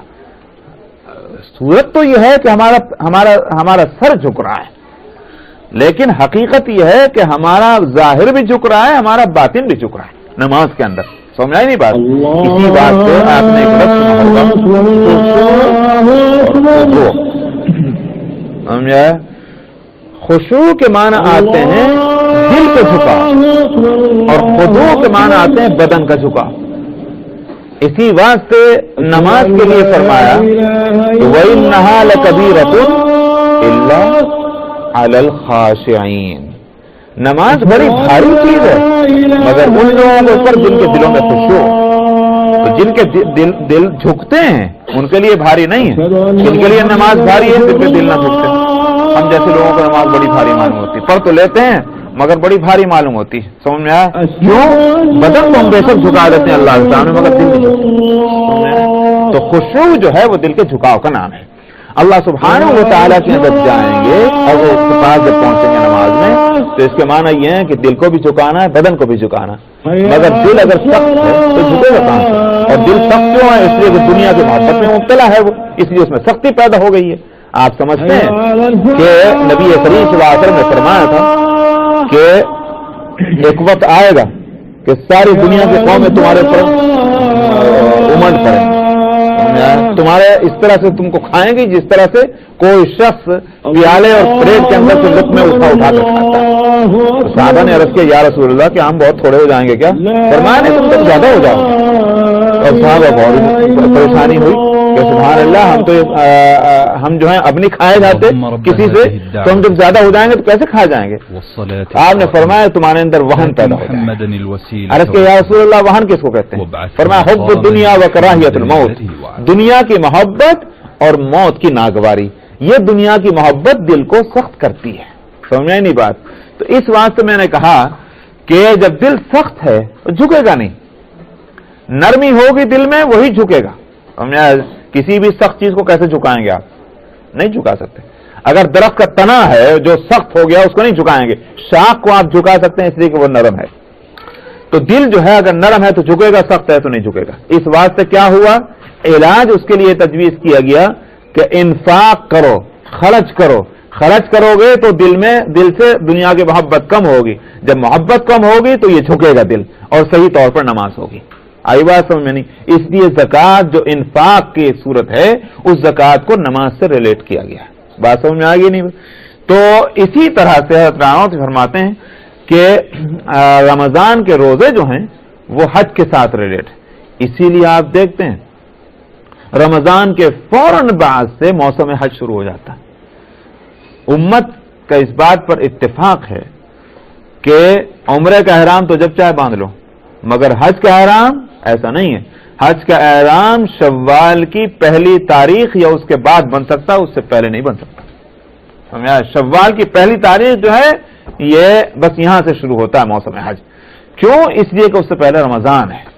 تو رمضان کے روزے ختم ہو لینے دو، تب دوسری عبادت کا جو ہے وقت شروع ہوگا، وہ ہے حج، یعنی اس کی تیاری. تو اب آپ دیکھیں کہ رمضان کے روزوں میں کیا ہوتا. میں کہا کرتا ہوں کہ جو کھانے کا وقت ہے پینے کا اس کو تو کہا گیا کھاؤ پیو مت، اور جو سونے کا وقت ہے اس میں کہا جا رہا سو مت. یہی تو ہے رمضان. دن میں روزہ رکھو اور رات کو کیا کرو؟ اللہ کے یہاں جا کر مسجد میں کھڑے ہو جاؤ تراویح کے اندر. اسی کو فرمایا گیا کہ من صام رمضان ایمانا و احتسابا غفر له ما تقدم ومن قام رمضان ایمانا و احتسابا غفر له ما تقدم. رمضان کے دو عمل ہیں اور ان دونوں عمل کا نام رمضان ہے. ایک دن کے روزہ اور ایک رات کا قیام. اس لیے فرمایا کہ جس نے ایمان اور ایوالویشن کے ساتھ، کیا کہتے ہیں اسے، اپنے آپ کو جو ہے وہ چیک کرتے رہنا، سیلف ایگزامینیشن یا جو بھی آپ کہیے اس کو، کہ اپنے احتساب اور جانچ اور پڑتال کے ساتھ اور ایمان کے ساتھ جس نے روزہ رکھا اس کے سارے پچھلے گناہ معاف. جس نے اسی طرح سے قیام کیا رات کا اس کے سارے پچھلے گناہ معاف ہو جائیں گے.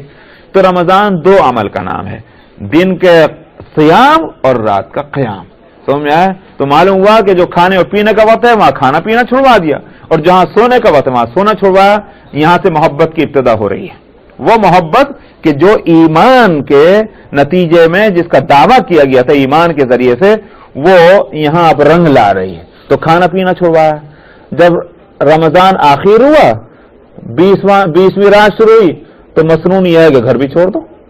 گھر چھڑوا دیا اور مسجد میں آ کر اعتکاف کروایا جا رہا ہے ان سے. سمجھ میں آیا؟ تو معلوم ہوا گھر بھی چھوٹ گیا، کاروبار بھی چھوٹ گیا، بزنس جاب سب چھوٹ گیا. سمجھ میں آیا؟ یہ نمبر 2 ہوا، سیکنڈ اسٹیپ ہوا. اب اس کے بعد اس سیکنڈ اسٹیپ میں بھی کامیاب ہو گئے، تو اب تھرڈ اسٹیپ کیا ہے؟ وطن بھی چھوڑ دو. اب وطن چھوڑ کے چلے. اب چوتھا اسٹیپ کیا ہے؟ اجی کپڑے بھی اتار دو اپنے بدن سے. لیجیے صاحب کپڑے بھی اتروا دیے. اگر میں کہا کرتا ہوں کہ اگر واقعتاً ستر کا مسئلہ، پردے کا مسئلہ بدن کے اگر شریعت میں نہ ہوتا تو شاید بالکل ہی ننگا نہ ہو جاتا یہ انسان. تو ایک یوں کہیے صرف ستر چھپانے کی بات ہے، ستر چھپا کر کے اور باقی بے لباس رکھ کر، ننگے سر ننگے بدن اس طرح رکھ کر کے اس کو ننگے پیر، اور یہ جو ہے ایک عاشق زار چلا جا رہا ہے. اب کیا ہے؟ کوئی زبان پر کیا ہے؟ لبیک. سمجھ میں آئے؟ اور معاملہ کیا ہے کہ وہاں جا کر کے انہی گلیوں میں پھر رہے ہیں لبیک لبیک کرتے ہوئے، اور بیت اللہ میں پہنچ رہے ہیں تو یہ اس کا چکر لگ رہا ہے ایک دیوان وار، کدھر کو محبوب کا جلوہ نظر آ جائے، کدھر کو دیدار ہو جائے محبوب کا. یہی تو طلب اور طرف ہے وہاں، اور اس کے سوا اور کیا ہے. پھر اس کے بعد جب حج شروع ہوتا ہے تو چلو مینا میں. مینا میں پہنچ گئے، کچھ آرام لینے دو. نہیں ابھی دوسرے دن کے فجر ہوئی، بھاگو یہاں سے، کیسا آرام. تو پھر پہنچ گیا عرفات کے اندر. وہاں پہنچے تھے، دن بھر کھڑا رہا، دعائیں مانگتا رہا، روتا رہا، گھگاتا رہا. اچھا بھائی شام کو دم لے رہے، نہیں دم لینے کی ضرورت نہیں، چلو یہاں سے. پھر جا کر مزدلفہ میں پہنچا دیا. مزدلفہ میں اس نے کیسے بھی تھوڑے بہت سانس لیا ہوگا، اچھا کچھ ٹھہر جائیں اور صبح کر لیں. نہیں صبح نہیں، صبح ہوتے پھر بھاگو یہاں سے مینا. پھر مینا پہنچ گئے، وہاں کے اعمال کر کے پھر چلو مکے کے اندر، وہاں جا کے طواف کرو، طواف زیارت. پھر وہاں ٹھہرنا، نہیں ٹھہرنا نہیں، رات گزارنی ہے مینا کے اندر. اس بے آرامی کے ساتھ یہ سفر ہوتا ہے. تو ایک عاشق اور محبت کرنے والوں کو آرام سے اور لباس سے اور کھانے اور پینے سے کیا مطلب، سمجھ میں آیا؟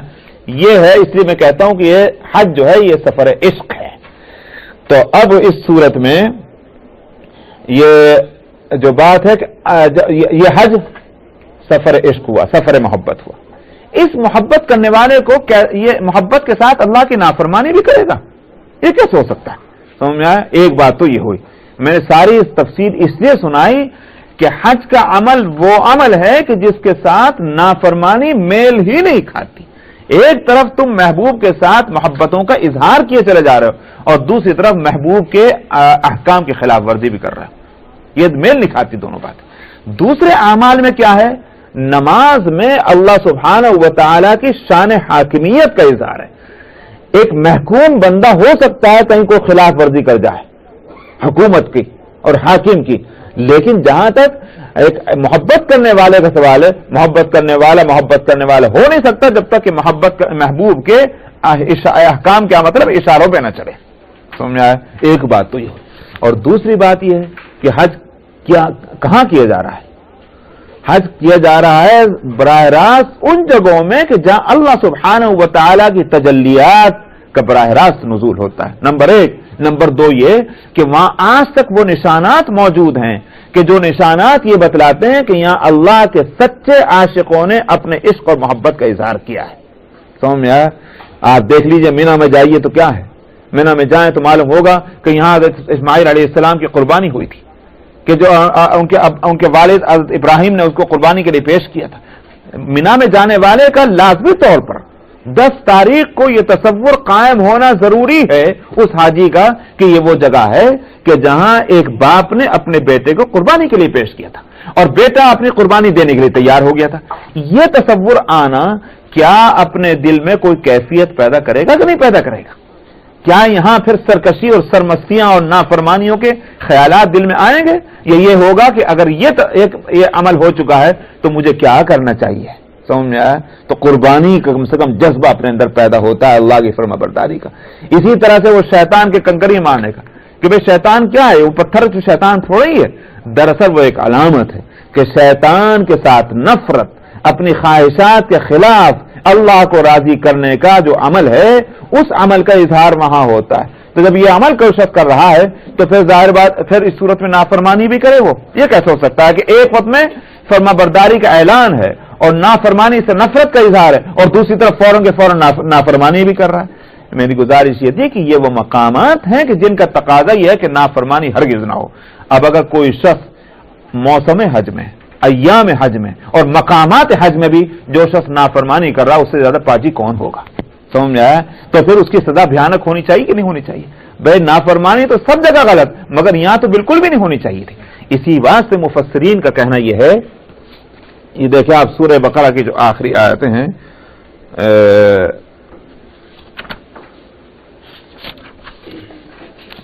یہ جو سورہ بقرہ کی جو یہ آیت ہے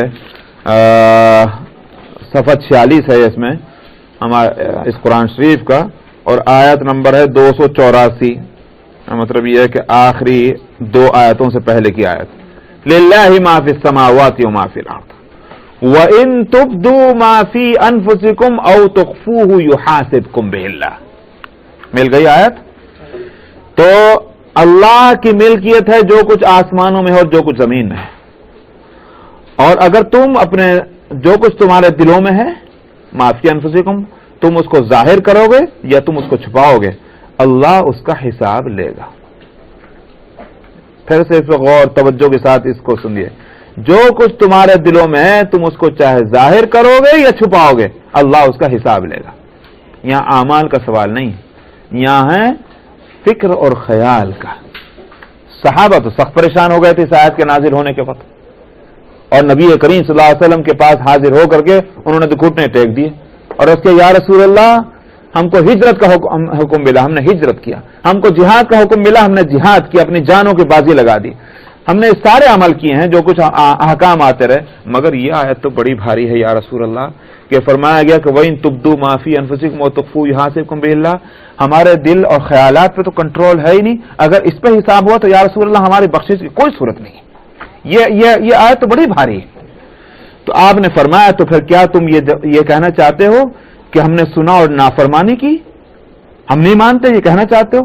نہیں یا رسول اللہ یہ تو نہیں کہنا چاہتے. فرمایا کہو کہ ہم نے سن لیا اور ہم اطاعت کریں گے. وہ تو صحابہ تھے, انہوں نے یہی کہہ دیا, حالانکہ بڑے بھاری معلوم ہو رہا ان کو, لیکن انہوں نے پھر بھی یہی کہہ دیا سمعنا وأطعنا. تو آگے اللہ تعالیٰ نے آگے کیا آیت اتاری کہ آمن الرسول بما انزل الیہ من ربہ والمؤمنون اور کل آمن باللہ وملائکتہ وکتبہ ورسلہ وقالوا سمعنا وأطعنا غفرانک ربنا وإلیک المصیر. اللہ میاں کو یہ بات اتنی پسند آئی کہ وہ لفظ کے لفظ جو کہ تو ہی نقل کر دیے, سمجھ میں آیا. اور اس کے بعد فرمایا لا یکلف اللہ نفسا الا وسعہا, اللہ تعالیٰ کسی جان کو اس کی گنجائش اور طاقت سے زیادہ تکلیف نہیں دے گا. تو اس پر یہ مسئلہ لیا گیا کہ جو خیالات دل میں آئیں جب تک کہ ان پر عمل نہ ہو, سمجھ میں آیا, اس پر مؤاخذہ نہیں ہوگا, یہ بات ہوئی. لیکن علماء کا اور محققین کا کہنا یہ ہے کہ یہ بات ایک جگہ جوں کہ توں رہے گی, اور وہ ہے مقامات حج اور ایام حج یا اور عمرہ, کہ وہاں اعمال ہی پر حساب نہیں ہوگا بلکہ خیالات پر بھی حساب ہوگا. یہ آیت وہاں جو کہ تو فٹ رہے گی, سمجھ میں آیا. وَإِن تُبْدُوا مَا فِي أَنفُسِكُمْ أَوْ تُخْفُوهُ يُحَاسِبْكُم بِهِ اللَّهُ. کیوں؟ وجہ اس کی وہی ہے کہ اور جگہ تو ہزار قسم کے اسباب اور سامان پھیلے ہوئے نافرمانی کے. اگر نافرمانی کر دی, دل میں کوئی نافرمانی نہیں کی لیکن خیالات اگر دل میں آ گئے تو سمجھا جائے گا بندہ بشر ہے, معذور ہے, خیالات آئے اس لیے کہ ہزار قسم کے نافرمانی کے سامان پھیلے ہوئے. لیکن وہاں مقامات حج میں اور موسم حج اور عمرے میں وہاں کوئی سامان نافرمانی کا نہیں. اگر یہاں بھی نافرمانی کا خیال اس کے دل میں آیا ہے تو پھر اس کے معاوضہ ہونا چاہیے. یہ ہے وہ بات. اس لیے میں نے کہا کہ حج مبرور کے معنی یہ ہیں کہ وہ حج کہ ظاہری اور باطنی ہر لحاظ سے صحیح ہو, تو فرمایا کہ یہ افضل ترین عمل ہے. بس انشاءاللہ وقیانہ. وعنہ قال قال رسول اللہ صلی اللہ علیہ وسلم من حج للہ فلم يرفث ولم يفسق رجع كيوم ولدته امه. حضرت ابو ہریرہ رضی اللہ عنہ سے یہ روایت بھی ہے, انہوں نے کہا کہ رسول اللہ صلی اللہ علیہ وسلم نے فرمایا جس نے اللہ کے لیے حج کیا اور پھر اس نے کوئی بے حیائی کا کام نہیں کیا, نہ اس نے کوئی نافرمانی کی, تو اس کو جزا کیا ملے گی؟ رجع کیوم ولدته امه. شاید کسی عمل کی چاہے وہ کتنا بھی مقبول ہو یہ جزا نہیں بتلائی گئی جو جزا حج کی بتلائی گئی ہے. حالانکہ اہم ترین عبادتوں میں نماز ہے, روزہ ہے, زکوٰۃ ہے, مگر حج کی بات ہی الگ ہے. اور فرق جو ہے وہ جو دوسری عبادتوں میں اور حج میں فرق ہے تو دراصل اس کی اس حیثیت کا ہے. نماز ایک عبادت ہے بلا شبہ, مگر نماز کس چیز کو ظاہر کرتی ہے؟ آدمی کا کوئی بھی ایکشن ہو, آدمی کا کوئی بھی عمل ہو, وہ ریپرزینٹ کرتی ہے, نمائندگی کرتی ہے کسی خیال کی, کسی فکر کی, کسی تھنکنگ کی, جو بھی آپ کہیے اس کے پیچھے کوئی فلسفہ ہوتا ہے. تو نماز کے پیچھے فلسفہ ہے اللہ کی حاکمیت کا اور بندے کی محکومیت کا. آپ کھڑے ہو جاتے ہیں ہاتھ باندھ کر کے. کیا بتلانا چاہ رہے ہیں آپ ہاتھ باندھ کر؟ کہ اللہ میرا کوئی اختیار نہیں، میں تو بندہ ہوں، حکومت آپ ہی کی ہے، حکم آپ ہی کا ہے، اختیار آپ ہی کا ہے، میرا تو کوئی اختیار نہیں. ہاتھ جو ہے علامت ہیں اختیار، قدرت اور طاقت اور قوت کے. آپ کہہ دیتے ہیں کسی کو، آپ کو محاورہ ہے، بھائی میرے ہاتھ تو بندھے رہے ہیں. کیا مطلب؟ میں کچھ نہیں کر سکتا. محاورہ ہے کہ نہیں ہے؟ بھائی میرے ہاتھ تو تم نے باندھ دیے. کیا مطلب ہے؟ کہ میں کچھ نہیں کر سکتا. تو ہاتھ جو ہے یہ دراصل طاقت، قوت اور اختیار کی ایک علامت ہے. جب انسان ہاتھ باندھ لیتا ہے نماز میں تو اس سے کیا ظاہر کرتا ہے؟ میرا کوئی اختیار نہیں ہے، اختیار تو اللہ کا ہے. تو جب بے اختیار ہے تو ظاہر ہے کہ محکوم ہے. جس کا اختیار ہے کہ ظاہر ہے کہ وہ حاکم ہے. پھر اس کے بعد جھکنا اور سجدے میں جانا اس بات کی علامت، اس بات کو ظاہر کرنا ہے کہ میری تو کوئی حیثیت ہی نہیں ہے، میری عزت جو کچھ ہے بھی آپ کے سامنے خاک میں مل رہی ہے. عزت اور عظمت وہ آپ ہی کو سزاوار ہے. تو نماز جو ہے وہ حاکمیت کو بتلاتی ہے، اللہ سبحانہ و تعالیٰ کی اور بندے کی محکومیت کو. اور اسی طرح زکوٰۃ کو بھی دے دیجیے. زکوٰۃ کیا ہے؟ آپ کا حکم ہے خرچ کرو اس میں سے. بہت اچھا، ہم خرچ کر دیں گے. یہ بھی تو حکم ہی ہوا، حکم کی تعمیل ہے. زکوٰۃ میں بھی دراصل اللہ کی حاکمیت کا ہی اظہار ہوتا ہے. آپ دیکھتے ہیں جیسے آپ ٹیکس دیتے ہیں، بھائی ٹیکس کس کا دل چاہتا ہے دینے کو؟ علاوہ اس کے کہ ہم کو معلوم ہے کہ بھائی ٹیکس کا ریٹرن ہم کو ہی ملتا ہے، مگر اس کے باوجود دل تو نہیں چاہتا. اگر حکومت کا حکم نہ ہو تو کون دے گا ٹیکس؟ سمجھ میں آیا؟ معلوم ہے کہ اس ٹیکس کا فائدہ ہم ہی کو ہے. ٹھیک اسی طرح سے زکوٰۃ تسلیم ہے کہ زکوٰۃ کا فائدہ آخر کار ہم ہی کو ہے، مگر پھر بھی چونکہ خرچ کرنا پڑتا ہے. دیکھ لیجئے کتنا بھاری ہوتا ہے. تو دراصل زکوٰۃ بھی اللہ کی حاکمیت کو بتلانے کے واسطے ہے. لیکن حج جو ہے اس میں اللہ کی حاکمیت نہیں ظاہر ہوتی. میں نے پہلے گزشتہ ہفتے بتایا تھا کہ اس میں اللہ کی محبوبیت اور بندے کا عاشق ہونا اور محب ہونا سامنے آتا ہے. جب یہ بات ہے تو جس نے کمال درجے کی محبت کا اظہار کر دیا اللہ سے، جبکہ حقیقی محبوب وہی ہے. سمجھ میں آئے؟ تو محبت کے اندر جب کوئی کام کیا جاتا ہے تو اس میں عجیب طرح کا اخلاص، تعلق، لگاؤ. سمجھ میں آیا؟ اللہ حاکم ہے، بندہ محکوم ہے. تو وہ تو یوں کہیے کہ چاہے دل چاہے کہ نہ چاہے، راضی ہو کہ ناراضی ہو، مگر یہ کام تو کرنا ہی ہے. سمجھ میں آئے؟ وہ تو وہ بات ہوگی. لیکن محبت جہاں ہوگی، محبت کے ساتھ جو کام کیا جائے گا اس میں عجیب طرح کا لگاؤ ہوتا. آپ دیکھ لیجئے کہ صاحب ایک تو ہوتی ہے، آپ کسی کو گھر میں نوکر رکھتے ہیں، کسی عورت کو نوکر رکھ لیجئے، صفائی کرنے والی، کھانا پکانے والی. ایک تو ہے اس کا کام کرنا، گھر کو آپ کے آ کر چاہے وہ آپ سے اچھا صاف کر کے چلے جائے، چاہے آپ سے اچھا کھانا پکا کے رکھ کے چلے جائے آپ کے واسطے، مگر اس کے کام کا انداز دوسرا ہوگا. اور خود آپ اپنے گھر کے اندر اپنے بچوں کے واسطے جو کام کرتے ہیں، چاہے وہ مرد کر رہا ہو چاہے عورت کر رہا ہو، اس کے کام کا انداز دوسرا ہوگا. سمجھ میں آیا؟ اس میں خاص قسم کا ایک لگاؤ ہوتا ہے، ایک تعلق ہوتا ہے، وہ کسی پر احسان نہیں کر رہا ہے. تو یہی صورت ہے حج کے اندر. حج میں چونکہ اللہ سبحانہ و تعالی کے ساتھ محبت کا اظہار ہے، اس محبت کے ساتھ جو عمل کیا جائے گا اللہ کے ساتھ، اس میں کچھ رنگ ہی دوسرا ہوگا بنسبت ان اعمال کے جس میں اللہ کی حاکمیت کا اظہار ہے. خوب سمجھ میں آگے اتنا فرق. تو اس لیے حج کی جو جزا رکھی گئی ہے وہ کسی عمل کی نہیں رکھی گئی. تو یہاں حج کی جزا کیا رکھی؟ فرمایا رجع کیوم ولدتہ امہ، وہ ایسے لوٹ کر آئے گا جیسے آج ہی اس کی ماں نے اس کو جنا ہے. سمجھ میں آیا؟ معصوم بچہ کیا ہے؟ معصوم ہے. ایک وائٹ پیپر ہے، اس پر کوئی نہ دھبا ہے نہ کوئی اس میں اچھا برا کوئی لفظ لکھا ہوا ہے. وائٹ پیپر جیسا ہوتا ہے ایسے ہی ایک معصوم بچہ ہے، اس کے ساتھ اگر اچھائی نہیں لگی ہوئی تو کوئی برائی بھی نہیں لگی ہوئی. ٹھیک اسی طرح سے یہ انسان جو حج سے فارغ ہوا بشرطے کہ اس کا حج ایسا رہا ہو. 3 باتیں بتلائی گئی ہیں. تو جس طرح یہ 3 باتیں اس کے حج میں پائی گئیں تو اس کو یہ جزا ملے گی. 3 باتوں کے لیے کیا کہا گیا؟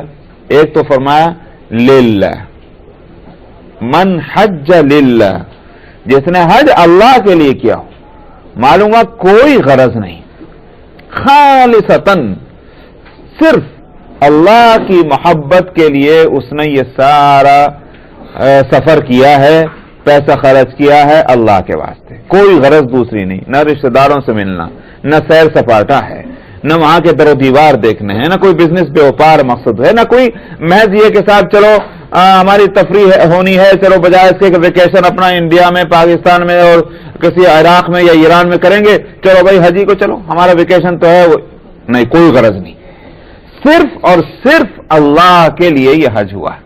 پہلی بات تو یہ ہو گئی۔ دوسری بات کیا ہے؟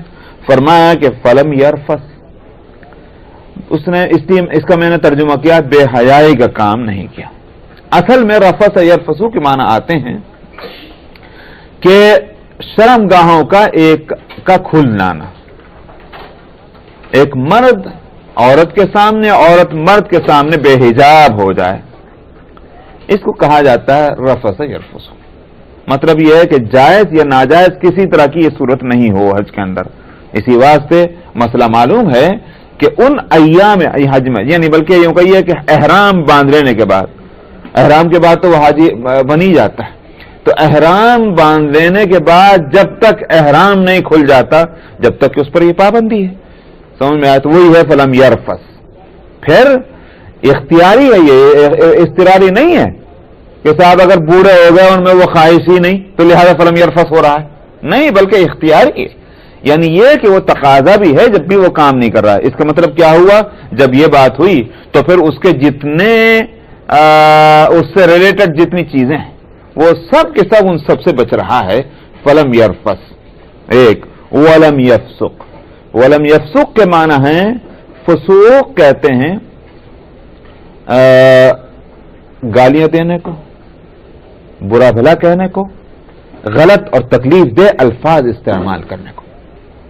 نبی کریم صلی اللہ علیہ وسلم نے گالیوں کو فسق قرار دیا، فرمایا کہ سباب المسلم فسوق وقتالہ کفر، ایک مسلمان کو اس حیثیت سے کہ وہ مسلمان ہے گالی دینا فسق ہے، اور کسی مسلمان کو اس حیثیت سے کہ وہ مسلمان ہے قتل کرنا کفر ہے، سمجھ آیا؟ تو گالی دینا جو ہے یہ اس کو فسق کہا آپ نے۔ تو یہاں ولم یفسق کا اسی واسطے محدثین اس کا ترجمہ کرتے ہیں سباب، یعنی گالی دینا۔ تو گالی دینا، کسی کے لیے غلط لفظ بولنا، یہ برے بھلے تکلیف دہ الفاظ، یہ سب سباب کے اندر آ جائیں گے۔ اور دراصل یہ حدیث جو ہے اس میں یہ مطابق ہے آیت قرآنی کے۔ سورہ بقرہ کے اندر اللہ سبحانہ و تعالی نے یہی بات فرمائی، فرمایا کہ فمن فرض فیہن الحج، جس نے ان ایام میں، جو ایام حج کے ہیں، جو دن حج کے ہیں، الحج اشہر معلومات، یہاں سے وہ آیت شروع ہوتی ہے، الحج اشہر معلومات، حج جو ہیں کچھ متعین مہینے ہیں۔ کون سے مہینے ہیں وہ؟ شوال کی پہلی تاریخ سے لے کر شروع ہوتے ہیں، شوال کا مہینہ، اس کے بعد کون سا مہینہ آتا؟ ذی القعدہ کا مہینہ، اس کے بعد ذی الحجہ کے جو ہیں وہ 10 دن کہیے، یہ جو ہیں یہ ہو جاتے ہیں ایام حج۔ تو الحج اشہر معلومات، حج جو ہیں کوئی متعین مہینے ہیں، فمن فرض فیہن الحج، تو جس نے اپنے اوپر ان مہینوں میں حج فرض کر لیا، کیا مطلب؟ وہ حج کے لیے چل پڑا، فلا رفث، تب اس میں بے حیائی نہیں ہوگی۔ لا رفث انگلش میں کہتے ہیں، مثلا جس کو آپ کہتے ہیں کہ جیسے ایک تو ہوتا ہے ناٹ اور ایک ہوتا ہے نو، آپ کہتے ہیں کہ نو ایکشن، کیا مطلب؟ یعنی کوئی اس طرح کی کوئی بات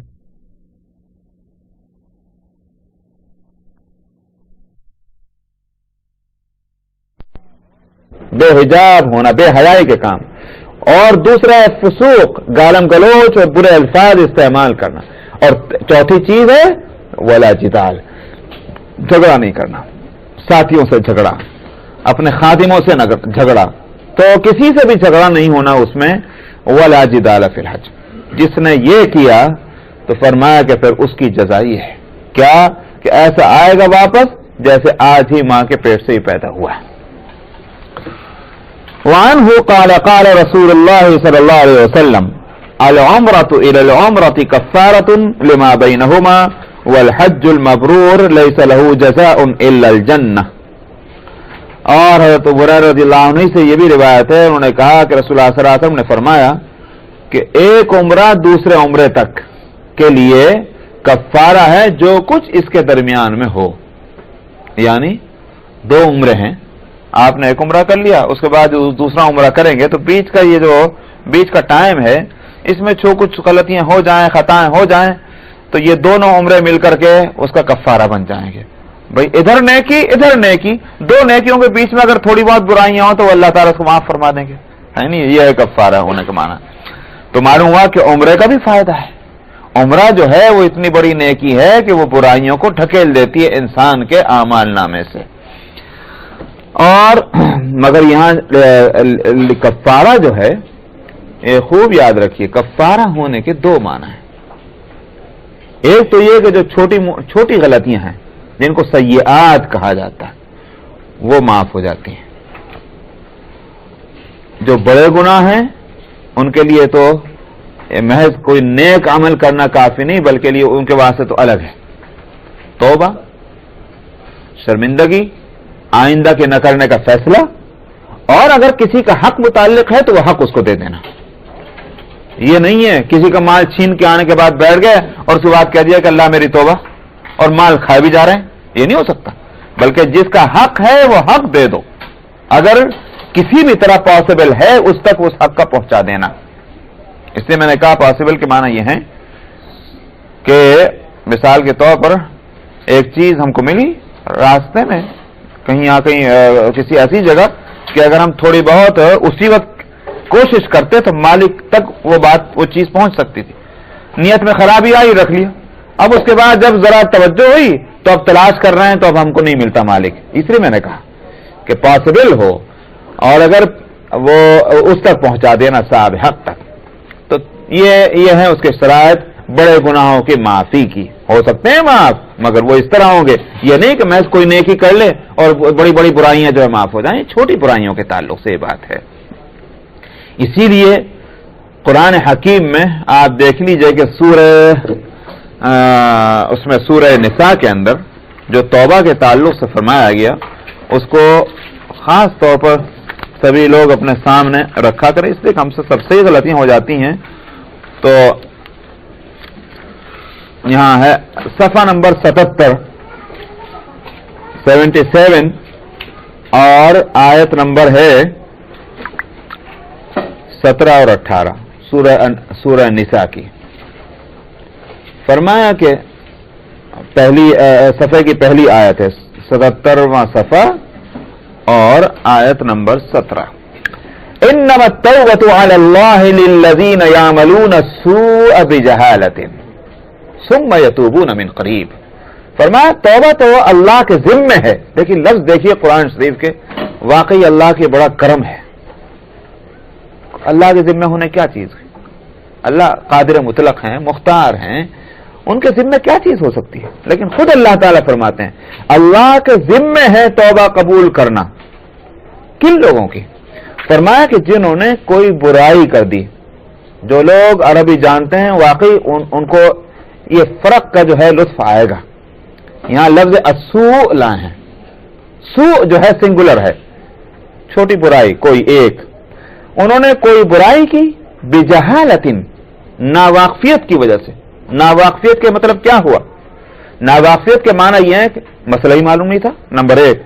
یہ بھی ہے کہ مسئلہ معلوم تھا مگر غفلت ہو گئی، سمجھ میں بے توجہ رہی. یہ ساری چیزیں بجہالت ان کے اندر ہے. ثم یتوبون من قریب. فرمایا پھر جلدی ہی انہوں نے کیا کیا؟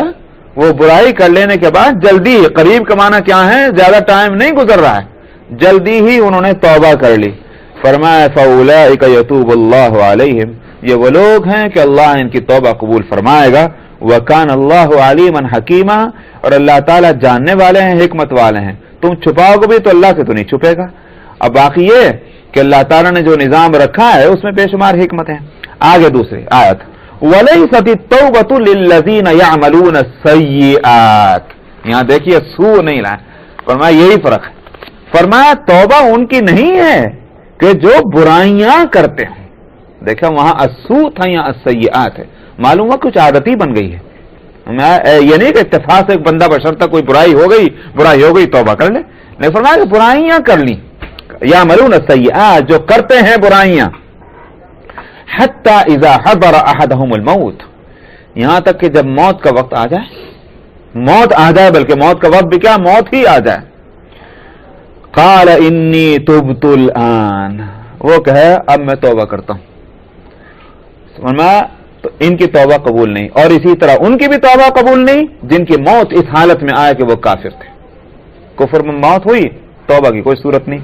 اولئک اعتدنا لهم عذابا علیما, یہ وہ لوگ ہیں جن کے لیے ہم نے دردناک عذاب تیار کر رکھا ہے.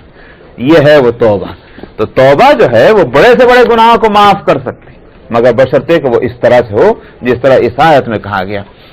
تو ایک تو یہ ہے کفارے کے معنی کہ جو چھوٹی غلطیاں ہیں وہ معاف ہو جائیں گی, نیکیاں اس کو ریپلیس کریں گی. دوسری صورت کفارے کی یہ بھی ہے کہ اللہ سبحانہ و تعالی اس نیکی کے صدقے میں برکت سے اس کو مزید نیکیوں کی توفیق عطا فرمائیں گے. جب مزید نیکیاں کرتے جائے گا برائیاں اس کے نیچے دب جائیں گی, نیکیوں کا ڈھیر جو ہے وہ اس کو برائیوں کو دبا لے گا. آپ دیکھتے ہیں بھئی کوئی چیز اگر ہو, اب اس کے بالکل اپوزٹ کچھ چیزیں لا کر اوپر سے ڈال دیجئے ان پر, سمجھ میں آیا. اگر وہ زیادہ ہوں گی تو وہ جو تھوڑی چیز ہوگی وہ دب جائے گی اس کے نیچے. تو کیا ہوگا, عمرہ دو عمرے انسان کے اندر وہ نیکیوں کا جذبہ پیدا کریں گے کہ نیکیاں کرے گا, اس کے نتیجے میں برائیاں تھوڑی رہ کر اس کے نیچے دب جائیں گی. یہ ہے وہ کفارہ ہونا. تو اس لیے فرمایا کہ العمرۃ الی العمرۃ کفارۃ لما بینہما والحج المبرور. اور جہاں تک کہ حج مقبول کا تعلق ہے, المبرور کا لفظ گزشتہ ہفتے آ چکا, میں بتلا چکا تھا. جہاں تک حج مبرور کا تعلق ہے فرمایا اس کے تو کوئی جزائی نہیں سوائے جنت کے. تو اس لیے میں نے کہا تھا کہ یہ اس طرح کا کہ جزا کا جو اعلان ہے جو حج کے لیے ہے وہ کسی دوسرے عمل کے نہیں ہے, اس کی وجہ وہی ہے. چلیے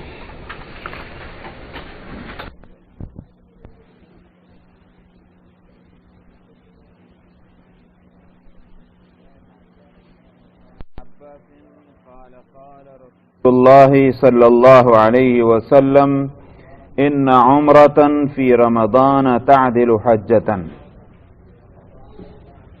حج کی حدیثیں چل رہی ہیں. حضرت ابن عباس رضی اللہ عنہما سے روایت ہے, انہوں نے کہا کہ رسول اللہ صلی اللہ علیہ وسلم نے فرمایا رمضان میں عمرہ حج کے برابر ہوتا ہے.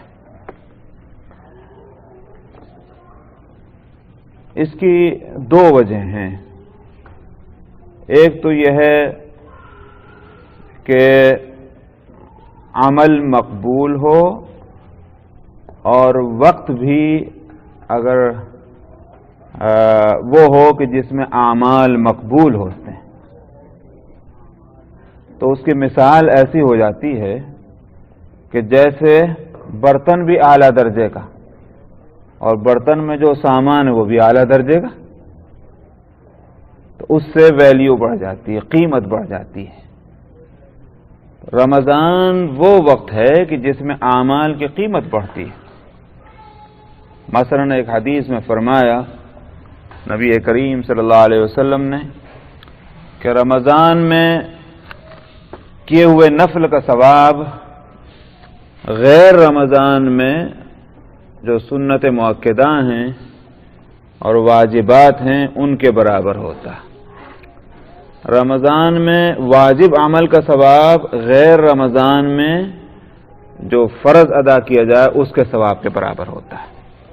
رمضان میں جو فرض عمل کیا جائے گا اس کا ثواب اتنا ہوگا جتنا غیر رمضان میں ایک فرض کو 70 دفعہ یا 70 فرض ادا کیا جائے. تو وقت کی خصوصیت سے اعمال کا وزن اور اعمال کی ویلیو اور قیمت بڑھ رہی ہے.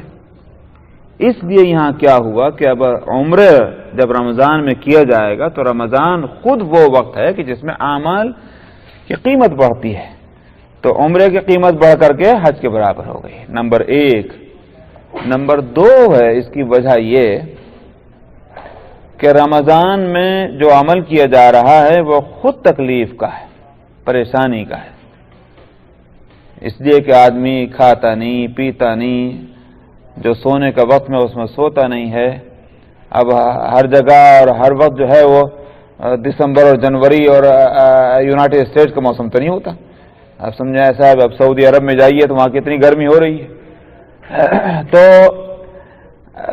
موسموں کا یہ تقاضا ہے کہ اس میں آدمی خوب کھائے، خوب پیے، خوب سوئے، اور اس میں روزہ بھی رکھ رہا ہے اور اوپر سے وہ عمرہ بھی کر رہا ہے، جبکہ عمرہ خود ایک محنت کا کام ہے۔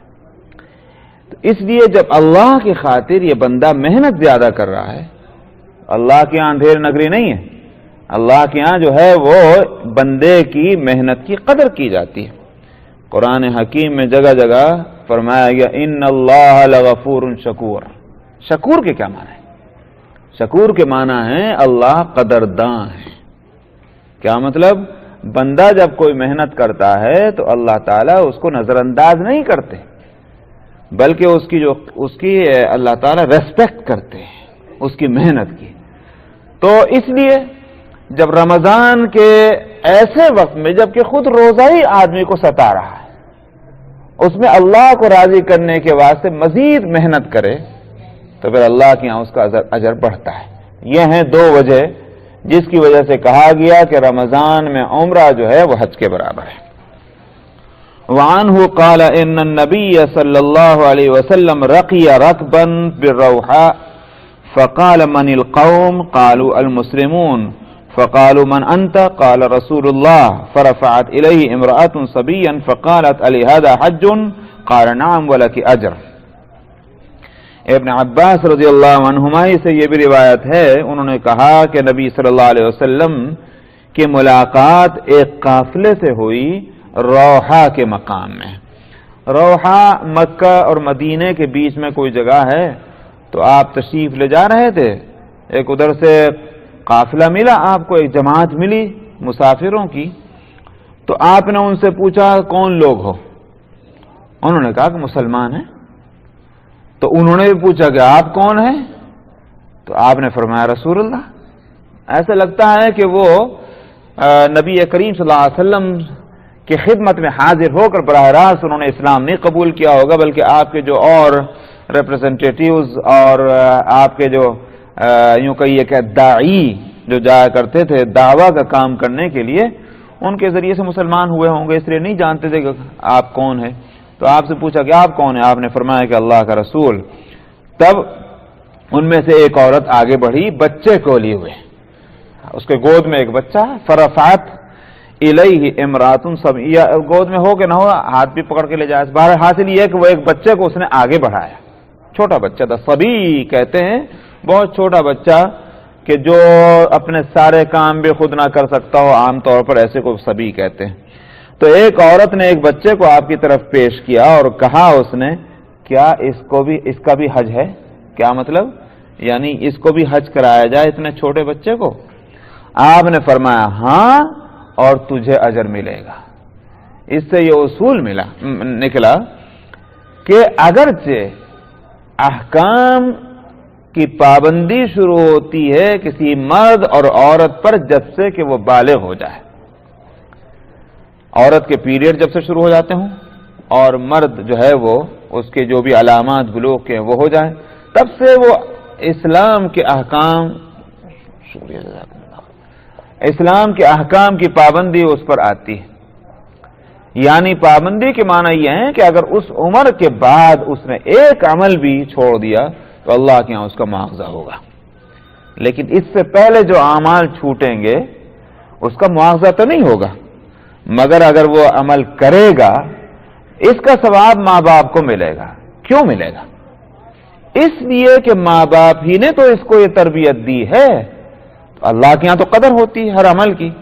تو بے شک یہ بچہ عمل کر رہا ہے، مگر بچہ جو ہے ابھی تو اس کے ذمہ ہے نہیں، تو یہ عمل کرے نہ کرے فی الحال تو اللہ کے یہاں برابر ہے، مگر اس کے نیک عمل جو ہے وہ چونکہ نتیجہ ہے ماں باپ کی تربیت کا اور محنت کا، اس لیے اللہ تعالیٰ اس کو اجر دیتے ہیں. اس لیے فرمایا آپ تو اس لیے نمازیں ہیں، روزے ہیں اور حج ہے اور جتنے بھی نیکی کے جتنے کام ہوں گے وہ بچہ کرے گا اپنے بالغ ہونے سے پہلے، اس عمر سے پہلے کہ جس عمر میں شریعت کے احکام فرض ہوتے ہیں، ان سے پہلے جتنی نیکیاں کرے گا سب کا ثواب جو ہے ماں باپ کو ملتا ہے. اس سے اندازہ کیا جا سکتا ہے کہ صاحب جو لوگ یوں کہا کرتے ہیں اجی ابھی تو بچے ہیں کھیل رہے ہیں، ابھی ہم کہیں گے ان کو ستائیں، بڑے ہوں گے خود ہی نیکی کر لیں گے، تو یہ حدیث ان کو بتلائے گی کہ جب بڑے ہونے کے بعد نیکی کریں گے تو وہ کچھ نہیں ملے گا اس میں. سمجھ میں آیا؟ بلکہ ہاں یہ ہو سکتا ہے کہ اگر بڑے ہونے کے بعد برائی کریں تو اس کی برائی تم کو مل جائے. کیوں مل جائے؟ یہ بھی حدیثوں سے معلوم ہوتا ہے کہ اگر قیامت میں کسی نے یوں کہا خداوندہ بے شک میری تو ہے غلطی، میں نے نہیں کیا، مگر میرے ماں باپ نے بھی مجھے نہیں ٹھیک کیا، انہوں نے بھی میری تربیت نہیں کی تھی، اور یہ حقیقت ہوئی کہ ماں باپ نے بے شک تربیت نہ کی. اگر ماں باپ حسن تربیت کی وجہ سے اجر کے مستحق ہیں تو تربیت نہ کرنے کی وجہ سے سزا کے مستحق ہوں گے کہ نہیں ہوں گے؟ اس لیے اگر برائی کرتا ہے بچہ تو ہو سکتا ہے کہ ماں باپ اس کی پکڑ میں آئیں، لیکن اگر نیکی کرتا ہے تو پھر اس کا ثواب بھی ان کو ملے گا. اور اگر کوئی نیکی بچے آگے چل کر کسی بچے نے بڑا ہونے کے بعد وہ کی کہ جس میں ماں باپ کی کسی کوشش کو دخل نہیں ہو تو ان کو کیا ملے گا؟ کچھ نہیں ملے گا. اس لیے جب بچہ بچہ ہے اور ماں باپ اس کو جدھر چلانا چاہیں ادھر ہی وہ چل سکتا ہے، اسی وقت ماں باپ کو فکر کرنی چاہیے اس کو ٹھیک راستے پر چلانے کی، اس سے اچھے اعمال کے کرانے کی. اس لیے آپ نے فرمایا کہ ہاں اس بچے کا بھی حج ہے اور تمہیں اس کا اجر ملے گا. وعنہ قال ان امرأة من خثعم قالت یا رسول اللہ ان فریضة اللہ علی عباده فی الحج ادرکت ابی شیخا کبیرا لا يثبت على الراحلة افاحج عنه قال نعم وذلك في حجة الوداع.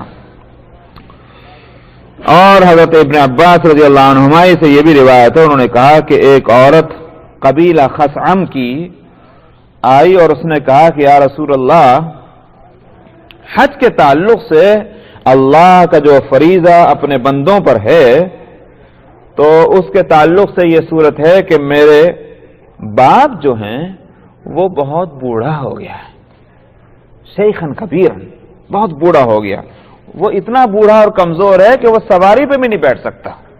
ظاہر اس زمانے میں ایروپلین اور ٹرینیں تھوڑی تھی، بھائی اونٹ پہ بیٹھو گھوڑے پہ بیٹھ جاؤ. اب اونٹ پہ بیٹھنا اور گھوڑے پہ بیٹھنا بھی تو ہر ایک کے بس کا نہیں، اس کے لیے بھی تھوڑی طاقت تو چاہیے. تو وہ لا يثبت على الراحلة، یعنی مطلب یہ کہ وہ سواری پہ بھی نہیں بیٹھ سکتا، پیدل تو کیا چلے گا، بیٹھ نہیں سکتا. کیا میں اس کی طرف سے حج کر لوں؟ آپ نے فرمایا کہ ہاں. اور وذالک فی حجۃ الوداع، یہ واقعہ پیش آیا ہے حجۃ الوداع میں آخری حج کے موقع پر. اس سے کیا معلوم ہوئی؟ معلوم یہ ہوا کہ ایک شخص دوسرے شخص کی طرف سے حج کر سکتا ہے جس کو حج بدل کہا جاتا ہے. اگر جس پر حج فرض ہے وہ حج نہیں کر سکتا کسی وجہ سے، کمزوری کی وجہ سے، بیماری کی وجہ سے یا کسی اور مجبوری کے تحت، اور دوسرے آدمی اس کی طرف سے حج کر دے تو حج ہو جائے گا. ایک دوسرا اس سے ایک اور مسئلہ یہ بھی نکلا کہ یہ حج بدل کے لیے یہ ضروری نہیں کہ مرد کی طرف سے مرد اور عورت کی طرف سے عورت ہی کرے، بلکہ مرد کی طرف سے عورت اور عورت کی طرف سے مرد کر سکتی. اس لیے کہ سوال کرنے والی کون تھی؟ وہ عورت تھی. اور کس کے بارے میں سوال کر رہی تھی؟ اپنے باپ کے بارے میں. تو معلوم ہوا کہ مرد کی طرف سے عورت حج کر سکتی، آپ نے اس کو اجازت دے دیا، تو ایک دوسرے کی طرف سے حج ہو سکتا ہے.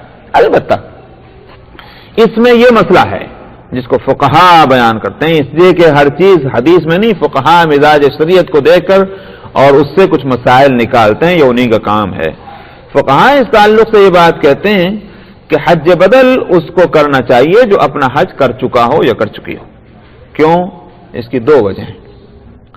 ایک وجہ تو یہ ہے کہ جب کسی کی طرف سے حج کرنے جائے گا یا جائے گی تو اس کی طرف سے صحیح حج کرنے کی رسپانسبلٹی اس کی ہو گئی. سمجھ نہیں بات؟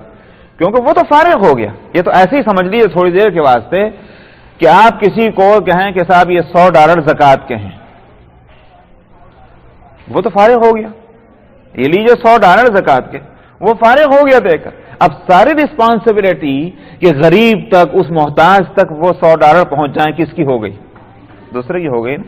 اب اگر وہ نہیں پہنچاتا، اس کی طرف سے کوئی غلطی ہوتی ہے تو وہی تو ذمہ دار ہوگا، نہ کہ وہ دینے والا۔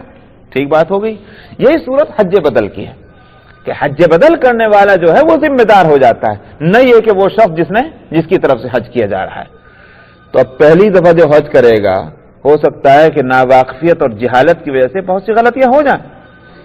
جب ایک مرتبہ کوئی شخص حج کر لیتا ہے تو بہت سی باتیں اس کو معلوم ہو جاتی ہیں، تو کم امکان ہے اس بات کا کہ اس سے غلطیاں ہوں گی بنسبت اس فرد کے جو پہلی دفعہ جا رہا ہے۔ ایک تو وجہ یہ ہے، اور دوسری وجہ یہ ہے کہ جس شخص نے اپنا حج فرض نہیں کیا، وہ اپنا حج نہیں ادا کیا، تو اس کا مطلب یہ کہ ہو سکتا ہے کہ اس پر فرض بھی نہ ہوا ہو۔ لیکن جب کیوں فرض نہیں ہوا؟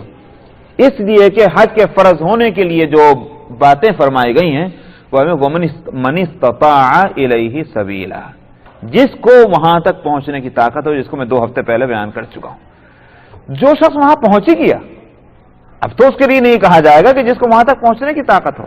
حج فرض نہیں تھا، اب فرض ہو گیا۔ جس شخص نے بیت اللہ کو دیکھ لیا اور اس پر پہلے سے حج فرض نہیں تھا، اب فرض ہو گیا۔ تو اب جب حج فرض ہو گیا تو اس کو تو اپنا حج کرنا چاہیے تھا، جس پر حج فرض ہو رہا ہے، اور یہ کر رہا ہے دوسرے کی طرف سے، تو دوسرے کی طرف سے حج تو ادا ہو جائے گا، مگر اس کے ذمہ فرض جو ہے وہ لٹک جائے گا بیچ میں۔ اب خدا جانے آئندہ سال زندہ رہتا ہے کہ نہیں رہتا۔ تب اس صورت کے اندر یہ شخص اگر خدا نہ خواستہ یہ فوت ہو جائے تو اس کے معنی یہ ہو گیا کہ اس کے ذمے میں ایک حج فرض جو ہے وہ چلا جا رہا ہے۔ ان مصلحتوں کی وجہ سے فقہاء کہتے ہیں کہ حج بدل وہ کرے جو اپنا حج کر چکا ہو یا کر چکی ہو۔ وعنه قال اتى رجل النبي صلى الله عليه وسلم فقال ان اختي نذرت ان تحج وانها ماتت، فقال النبي صلى الله عليه وسلم لو كان عليها دين اكنت قاضية؟ قال نعم، قال فاقضي دين الله فهو احق بالقضاء۔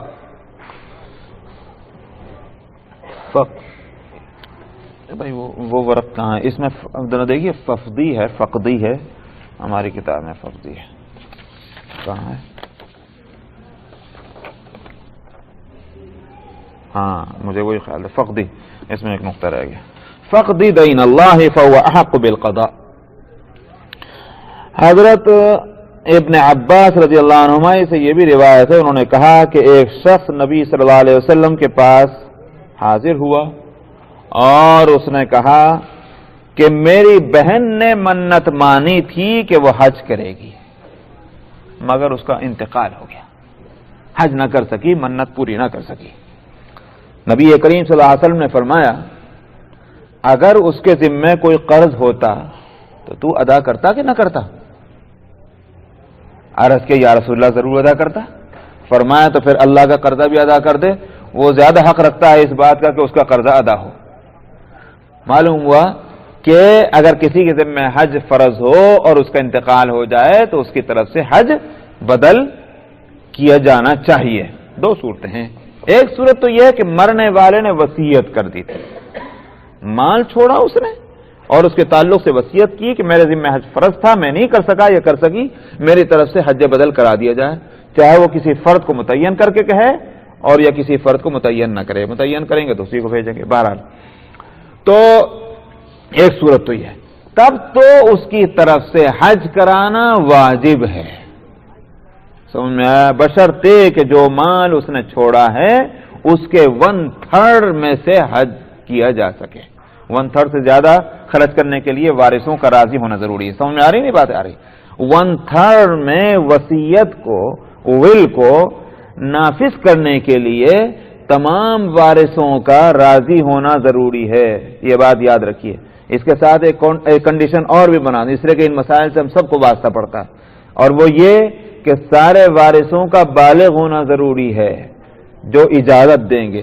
نابالغ وارث کی اجازت کا اعتبار نہیں، لہذا اگر نابالغ وارث ہے اس کے حصے کو الگ کر دیں گے اور باقی جو بالغ وارث ہیں ان سے اجازت لے لیں گے ان کے حصے کے بقدر۔ سمجھ میں آیا؟ یہ سارے معاملات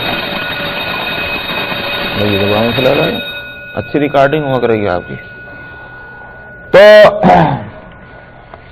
اس لیے اگر 1/3 میں ہے، اگر 1/3 کے بقدر مال میں کے ذریعے سے حج ہو سکتا ہے تو حج کرانا واجب ہے، مجھے بتانا تھا. لیکن اگر وصیت نہیں کی تو پھر وارث اگر حج بدل کرا دیں ان کو بھی ثواب ملے گا اور اس کے ذمے سے حج فرض انشاءاللہ ادا ہو جائے گا. یہی فقہا کہتے ہیں کہ اس مرحوم کے ذمے سے حج فرض ادا ہو جائے گا. جو معاوضہ ہوتا اللہ کے یہاں امید یہ کی جا سکتی ہے کہ اللہ تعالیٰ اس کی سے معاوضہ نہ فرمائیں گے اور ثواب ان لوگوں کو مل جائے گا جو خود سے حج کر رہے ہیں. تو یہ ہیں مسئلے اس حج بدل کے تعلق سے. بس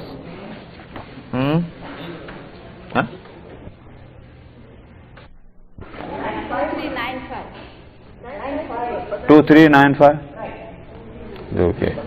قال رسول الله صلى الله عليه وسلم لا يخلون رجل بامرأة ولا تسافرن امرأة إلا ومعها محرم فقال رجل يا رسول الله اكتبت في غزوة كذا وكذا وخرجت امرأتي حاجة قال اذهب فاحجج مع امرأتك.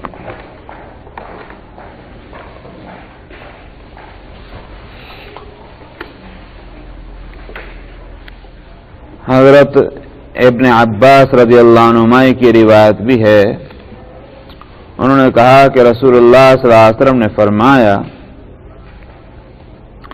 کہ تنہائی میں نہ ہو کوئی مرد کسی عورت کے ساتھ. ظاہر ہے کہ یہاں مراد ہے وہ جو ایک دوسرے کے لیے اجنبی ہیں، نہ محرم ہیں اور نہ وہ محرمی میں آ جائے گا کہ نہ وہ شوہر اور بیوی کا رشتہ ہے اور نہ اس کے علاوہ اور کوئی ایسا رشتہ ہے جو محرم، ایسی تنہائی کہ جس میں یہ کہ اس کے ساتھ کوئی دوسرا آدمی وہاں نہیں ہے یا دوسری عورت کوئی اور وہاں نہیں ہے، یہی مراد ہوگا. وَلَا تُسَافِرَنَّ امْرَأَةٌ إِلَّا وَمَعَهَا مَحْرَمٌ، اور نہ سفر کرے کوئی عورت مگر اس حالت میں کہ اس کے ساتھ محرم ہو. محرم میں شوہر محرم ہوتا ہے، اسی طرح سے شوہر کی اولاد محرم ہوتی ہے، اپنی اولاد محرم ہوتی ہے، اپنے ماں باپ محرم ہوتے ہیں اور ماں باپ کے علاوہ دادا دادی نانا نانی یہ اصول کہلاتے ہیں، یہ سب محرم ہوں گے. اسی طرح سے اپنی اولاد در اولاد پوتا پوتی نواسا نواسی یہ سب محرم ہوں گے. اسی طرح سے چچا تایا ماموں یہ سب محرم ہوں گے. بھائی